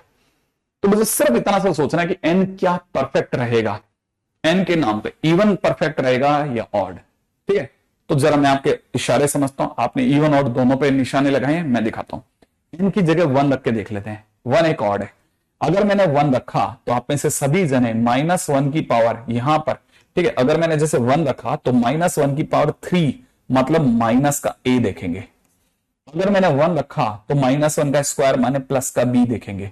अगर आपने -1 रखा तो ये माइनस का c देखेंगे। क्या c minus C -b plus b a minus A 0 दे रहा है? हाँ दे रहा है। तो इसका मतलब ये कि n के नाम पे ऑड लेना एकदम परफेक्ट है। ठीक है, तो answer will be an odd integer, क्योंकि मैंने -1 रख के देखा, मेरे तीनों आंसर सही जा रहे थे। ठीक है, तो इसका मतलब मेरा आंसर क्या आएगा, है ना, ऑड इंटीजर। सही है, तो आप में से कोई भी रख के देख सकता है, सीधी सी बात है। जैसे आप n की जगह 1 रखोगे आपको तुरंत तीनों 0 0 0 0 दिख जाएंगे, और 0 0 दिखते ही आप समझ जाना। इससे दो बातें स्पष्ट हुई। एक, आपने डिटरमिनेंट के अंदर, है ना, चीजों को ऐसे घूमते हुए और वापस अटैच होते हुए देखा। दूसरा, आपने ध्यान से सुना होगा दो डिटरमिनेंट जुड़ते समय कैसे व्यवहार में आती है। जब भी दो डिटरमिनेंट को ऐड करना हो, कोई भी दो रो या दो कॉलम को आप स्थिर कर दीजिए और तीसरा तीसरे से अटैच होगा। ठीक है, तो ये भी बहुत काम का है। मेंस का क्वेश्चन है साहब, मेंस इस तरह के बहुत क्वेश्चंस ऑलरेडी प्रोड्यूस कर चुका है। ठीक है, जितनी ज्यादा प्रैक्टिस उतना ज्यादा चीजें समझ में आती है। ये आसान चीज नहीं है, मैं फिर बोल रहा हूं। ठीक है, सेम वे इसकी उल्टी प्रॉपर्टी है हमारे पास में। ठीक है, प्रॉपर्टी क्या कहती है? प्रॉपर्टी कहती है, सेवंथ प्रॉपर्टी है ना। ठीक है, इफ ईच एलिमेंट ऑफ, ठीक है, एनी रो स्लैश कॉलम, ठीक है, can be expressed as a sum of two terms, then determinant can also be expressed, ठीक है, as sum of two determinants, sum of two determinant। अगर किसी भी रो के या किसी भी कॉलम के सारे एलिमेंट दो दो के सम के तौर पे दिखाए जा सकते हैं, तो हम उस डिटरमिनेंट को दो अलग अलग डिटरमिनेंट्स में तोड़ सकते हैं। क्या मतलब? बहुत सिंपल। मान लीजिए a plus X, b plus Y, c plus Z लिखा है। ठीक है, नीचे की तरफ 2 3 4 5 6 7 लिखा है। ठीक है, तो मेरे को जैसे ही दिखा कि अरे ऊपर के सारे एलिमेंट्स जो हैं वो दो दो के सम के तौर पे दिखाए गए हैं, तो मैं इसके कारण से दो डिटरमिनेंट्स बना सकता हूं। पहला पहला पहला ABC, दूसरा दूसरा दूसरा, और नीचे के 2 3 4 2 3 4 स्थिर रहेंगे। 5 6 7 5 6 7 भी स्थिर रहेंगे। उल्टा भी सच है, अगर दो स्थिर रहते हैं तो ऊपर के जुड़ जाएंगे, दो जोड़ के आ जाएं तो दो में टूट जाएंगे। एक ही बात है। तो ये दोनों तरफ से वन वे है। ठीक है, दोनों तरफ से वन वे। बहुत ही काम की चीज है, बहुत मतलब बहुत काम की चीज है। ठीक है, अच्छा, और इससे बहुत प्यारे प्यारे सिंपल सिंपल क्वेश्चंस बनते हैं जो कि बनने भी चाहिए और होते भी हैं। ठीक है, जैसे क्या? जैसे ये मान लो क्वेश्चन में किसी ने दे दिया √13 प्लस √3, ठीक है, √15 प्लस √26, ठीक है, 3 प्लस √65, 2√5, √5, 5, √10, √15, 5। इज इक्वल टू क्या होगा, ठीक है। हालांकि ऑप्शंस तो बहुत सारे दिए हुए हैं, ठीक है, लेकिन जैसे एक ऑप्शन इसमें से कोई भी उठा लेते हैं, जैसे मेरे को जो भी क्लिक कर रहा है, ठीक है, ठीक है, क्या ये 5√3 टाइम्स में, ठीक है, 1 2 1, ठीक है, ऐसा अपन यहां से चेंज कर देते हैं, ठीक है, इक्वल टू दिस 1 2 1 √5, ठीक है, √5 √2 √3 √3 √5, this equal to this, true और फॉल्स। मान लो क्वेश्चन ने ऐसे दे दिया होता, ठीक है, क्या ये इसके बराबर है? अभी मैच करा लेते हैं, जरा देखिएगा। यहां पे मेरे को पहला कॉलम साफ साफ 2 2 2 2 के सम के तौर पे दिख रहा है, तो मैं क्या सोच सकता हूं, वो मैं सोच रहा हूं कि पहली बात तो मुझे 13, फिर 26 और 65 अट्रैक्ट कर रहे हैं, तो मैंने √13 √26 √65 अलग कर लिए, ठीक है। अच्छा, पहला पहले के नाम पे, फिर दूसरे के नाम पे क्या रह गया, उधर की तरफ रह गया √3 √15 और कौन रह गया 3, ये मैंने अलग करवा दिए। तब तक 2√5, ठीक है ना, √5, ठीक है, इधर की तरफ भी 2√5 √5, ठीक है, 5 √10 5 √10, ठीक है ना, और उधर से देखा जाए तो √15 5, यहां पे देखा जाए तो √15 5, ठीक है, √5, ये अपन ने एक साथ बैठा लिया भाई। क्या किया, इसके 2 टुकड़े कर दिए। जैसे 2 टुकड़े करे, इस वाली कहानी में से साफ √13 बाहर आता दिख रहा है, √13 को तो कर दिया बाहर। √13 के बाहर करते यहां से क्या रह जाएगा, यहां से रह जाएगा एक तो 1, यहां से रह जाएगा √2, यहां से रह जाएगा √5, ठीक है भाई। अच्छा, इधर से भी मुझे √5 कॉमन आता दिख रहा है, तो मैं √5 और बाहर बुला रहा हूं, तो मल्टीप्लाइड बाय √5, √5 को बाहर बुलाते ही मेरे पास रह जाएगा 2 √5 और √3, ग्रेट। अच्छा, मुझे यहां से भी कुछ √5 बाहर आता दिख रहा है, तो मैंने फिर से √5 और बाहर कॉल दे दिया, यहां से रह जाएगा 1, यहां से जाएगा √2 और यहां से रह जाएगा, ये क्या चीज है, ये 5 है, ओके, तो मैंने √5 क्यों लिखा हुआ यहां, ठीक है, ये थर्ड एलिमेंट जो है वो 5 है, तो ये भी गलत है और ये भी गलत है, इसे 5 कर देता हूं ना, तो यहां पे ये 5 है, यहां पे भी 5 है। अच्छा, क्या कॉमन लिया था, √5, तो यहां से रह जाएगा √5। जैसे ये हुआ ना, बस आप समझ लो, ठीक है, इसके पीछे सितारा लग गया, ठीक है, आप समझ जाओ क्या हुआ, क्या क्या हुआ, अरे ये 2 आइडेंटिकल पड़ गए ना, तो इसका तो आंसर ही 0 हो गया। अच्छा, ये बात है, और सर इसका भी 0 हो जाएगा, मैंने कहा नहीं, इसका पता नहीं, इसको देख लेते हैं, ठीक है। क्या क्या किया जा सकता है भाई, इसमें से तो √3 कॉमन ले सकते हैं, तो इसमें से अपन ने √3 कॉमन ले गया, √3 कॉमन लेते ही 1 √5 √3 रह गया, ठीक है। अच्छा, इसमें से √5 कॉमन ले लेते हैं, √5 कॉमन लेते हैं, यहां से क्या रह जाएगा 2 √5 √3, गुड। इसमें से √5 कॉमन ले लेते हैं, फिर से एक और √5, ठीक है, और ये अगर देखा जाए तो क्या रह जाएगा 1 √2 √5। मैं अगर गलत नहीं हूं तो ये 5 √3 बाहर मैच कर रहा है, 1 to 1 √5 √5 √2, ये मैच कर गया, और इसका मतलब आंसर ट्रू था, माने ट्रू है। अब ये आपकी शीटों में खूब मिलता है, आपकी शीटों में मनमान मिलते हैं, मनमान शीटों के अंदर यही होता है, भिड़ते ही, और आप अपनी शीटें ऐसे खोलते ही नहीं है, ठीक है, जैसे आप इसको खोलेगा आपको तुरंत क्लिक कर देगा, यार बन गया बन गया बन गया, बन सकता है बन सकता है। अच्छा, जो मुझे एक्चुअली में क्या ना, इसमें एक जगह पे मैं दुविधा में फंस जाता हूं, है ना, उस पर, लेकिन कल ये फंसूंगा मैं सोच रहा हूं, ठीक है। अच्छा, आगे चलते हैं इसी में,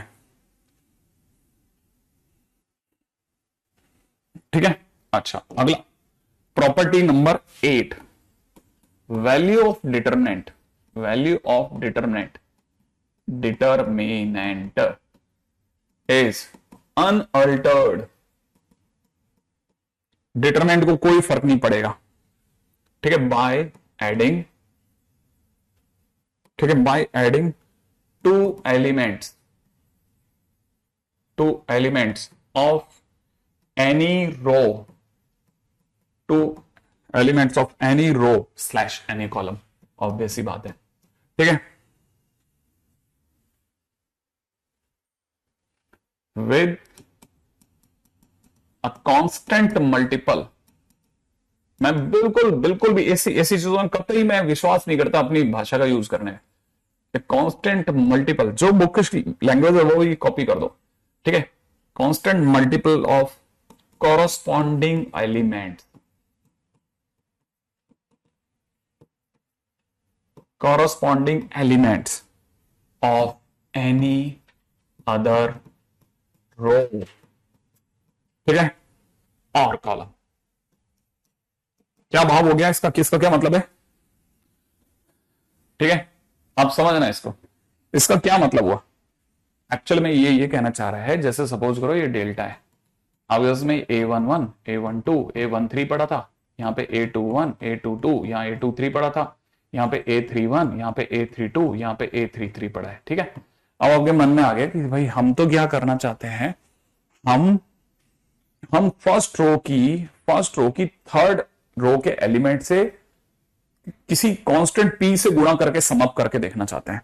मतलब हम चाहते हैं कि हम जैसे ये जो रो 1 है इसके सारे एलिमेंट्स पे एक एक्सपेरिमेंट लगा रहे हैं, एक ऑपरेशन लगा रहे हैं।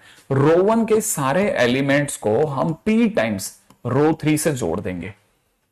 अच्छा कैसे, ऐसे हम क्या चाहते हैं कि अब जो हमारा नया डेल्टा डैश होगा करने के बाद, जो भी हम A11 में है ना, थर्ड रो का फर्स्ट एलिमेंट जो इसी के नीचे है ना, उसकी P से मल्टीप्लाई करके जोड़ देंगे तो PA31 दिखेगा। सेम वे ऐसा इधर भी करेंगे, A12 प्लस में कितना PA32 दिखेगा, ठीक है। यहां पे A13 और यहां पे P टाइम्स में A33 दिखेगा, और बाकी को छेड़ेंगे नहीं, बाकी से हमारे को कोई लेना देना नहीं। A21, A22, A23, ठीक है ना, A31, A32, A33 को हम यहीं पढ़ा रहते थे, ठीक है। अब अगर हम ऐसा करते हैं तो ये प्रॉपर्टी कहती है कि इसका आंसर डेल्टा ही आएगा। ऐसे कैसे डेल्टा आ जाएगा भाई, ऐसा कैसे डेल्टा आ जाएगा, ये तो डिफरेंट है, ये कैसे डेल्टा आ जाएगा। तो हमने कहा रुको यार सोच लेते हैं, क्या मालूम कह रहा है तो सोच के कह रहा होगा, हम भी तो ना, तो मतलब पढ़ा लिखा आदमी तो कुछ तो सोच ही रहा होगा। तो हमने कहा चल भाई कर लेते हैं। क्या किया हमने दिमाग लगाया यार कि हम A21, A22, A23 ना, A31, A32, ठीक है ना, A33 को स्थिर रखते हैं, ठीक है ना। A21, A22, A323, यहाँ पे A31, A32, A33, इनको तो चेंज ही नहीं करेंगे, इनको छेड़ेंगे नहीं। लेकिन ऊपर हमें पता है अब ये दो का सम हो गया, हम जब चाहे इसे दो में तोड़ सकते हैं। तो हमने A11, ठीक है, A12, A13 अलग कर लिया, और P टाइम्स में A31, P टाइम्स में A32, P टाइम्स में A33 अलग कर दिया। हमें पता है ये वाली पार्टी तो डेल्टा बन गई, ये तो डेल्टा बन गया। अच्छा साथ वाला क्या है, साथ वाले में अगर आपको पता हो तो ये इसका P टाइम्स है, माने ये प्रोपोर्शनेट है, माने ये रो और ये रो एक दूसरे की प्रोपोर्शनेट है, और प्रोपोर्शनेट होते ही आंसर 0 हो जाता है। माने इसका आंसर क्या हो रहा है, इसका आंसर 0 आ रहा है। इसका मतलब मेरा जो नया डेल्टा बना था वो डेल्टा के बराबर ही था। सच कह रहा था ये बंदा, ये तो बिल्कुल ही सही कर रहे थे। हम किसी भी रो के सारे एलिमेंट्स की, किसी भी रो के सारे एलिमेंट्स जो भी उसके कॉरस्पॉन्डिंग एलिमेंट्स हैं, ठीक है, उनकी किसी भी कांस्टेंट से गुणा करके सम अप कर सकते हैं, आंसर फर्क ही नहीं पड़ेगा। यहां तक की बात समझ में आई, आयुष फुल आशीर्वाद, ठीक है, यहां तक की बात समझ में आई, बहुत सिंपल है। तो ये तो सर बहुत ही बढ़िया चीज है, और इसी को तो हम ऑपरेशंस कहते हैं, ठीक है, इसी को तो हम ऑपरेशंस कहते हैं। अच्छा ये काम सर हम रो के साथ ही कर सकते हैं या कॉलम के साथ भी? बिल्कुल ये काम हम कॉलम के साथ कर सकते हैं, कॉलम में भी कोई फर्क नहीं पड़ता, ठीक है। ये हमारी 8वीं property, property number 9। Property number 9 क्या कहती है? प्रॉपर्टी नंबर 9 कहती है, ठीक है ना, कि कभी किसी कांस्टेंट की किसी डिटरमिनेंट से मल्टीप्लाई करे, है ना, और फिर हमने ए करा तो क्या होगा, ये कांस्टेंट जब भी बाहर आएगा तो उसका ऑर्डर ले लेगा और ए का डिटरमिनेंट वैल्यू ले लेगा, ठीक है। 10th प्रॉपर्टी क्या कहती है? 10th प्रॉपर्टी कहती है कि अगर दो डिटरमिनेंट आपस में, दो मैट्रिक्स आपस में मल्टीप्लाई करके डिटरमिनेंट निकलवाएं तो बेस्ट ये रहेगा कि आप ए का डिटरमिनेंट निकालें, बी का डिटरमिनेंट निकालें, दोनों की गुणा कर दे, सेम आंसर आएगा, राइट है। प्रॉपर्टी नंबर 11 क्या कहती है कि अगर आपसे कोई ए स्क्वायर का डिटरमिनेंट मांगे तो बेस्ट ये है कि आप डिटरमिनेंट ए निकाल के उसका स्क्वायर कर लें। अगर कोई क्यूब का मांगे तो बेस्ट ये है कि ए निकाल के उसका क्यूब कर लें, एक ही बात है, ठीक है। ओके चलिए, हाँ साराक्षी देखता हूं मैं, ठीक है। चलिए आज के दिन पे तो अपन इसको यहीं वाइंड अप करेंगे, ठीक है। अच्छा हाँ, पता नहीं आज आपका मुंह कैसे खुला था यार, मुंह बंद कर दिया जाता नॉर्मली, है ना। अच्छा, फिलहाल आज के दिन पे मैं आपको काम क्या दे सकता हूं, ठीक है, जस्ट अ मिनट, होल्ड कीजिएगा, होल्ड, पहले देख लूं मेरे पास डिटरमिनेंट है भी कि नहीं है। Just a minute, just a minute, just a minute, ठीक है। अब अपन यहाँ के क्वेश्चंस यहीं सलटाना चालू करते हैं, ठीक है, क्योंकि अब अपन मैट्रिक्स में भी और डिटरमिनेंट में भी काफी बढ़ चुके हैं, ठीक है। मैट्रिक्स में हमारी तरफ से क्या क्या हो चुका है, जल्दी बता दो, जल्दी से, अभी तक मुंह खुला है क्योंकि आपका बता सकते हो, ठीक है। मैट्रिक्स में एक्सरसाइज 1 एक्सरसाइज 2 हो गया, मैट्रिक्स में एक्सरसाइज 1 एक्सरसाइज 2 हो चुका है। अरे जल्दी बताओ, जल्दी बताओ, मैट्रिक्स में एक्सरसाइज 1 एक्सरसाइज 2 हो गया। तो फिर सीधे अपन एक काम करते हैं, जेई मेंस और जेई एडवांस करके बस इसको, जेई मेंस, हाँ मैट्रिक्स की जेई मेंस और जेई एडवांस करेंगे बस, ठीक है। तो कल के दिन पे मैं मैट्रिक्स का जेई एडवांस और जेई मेंस डिस्कस करूंगा, करके आप दोनों आना, ये नहीं कि वो किया था ये नहीं किया था, ठीक है। जेई मेंस और जेई एडवांस ही ट्राई करना, मैंने डिस्कस नहीं किया ना, बस ये करूंगा, ठीक है। कल के दिन पे तो यही काम करेंगे, हाँ करके आ जाना है, ठीक है।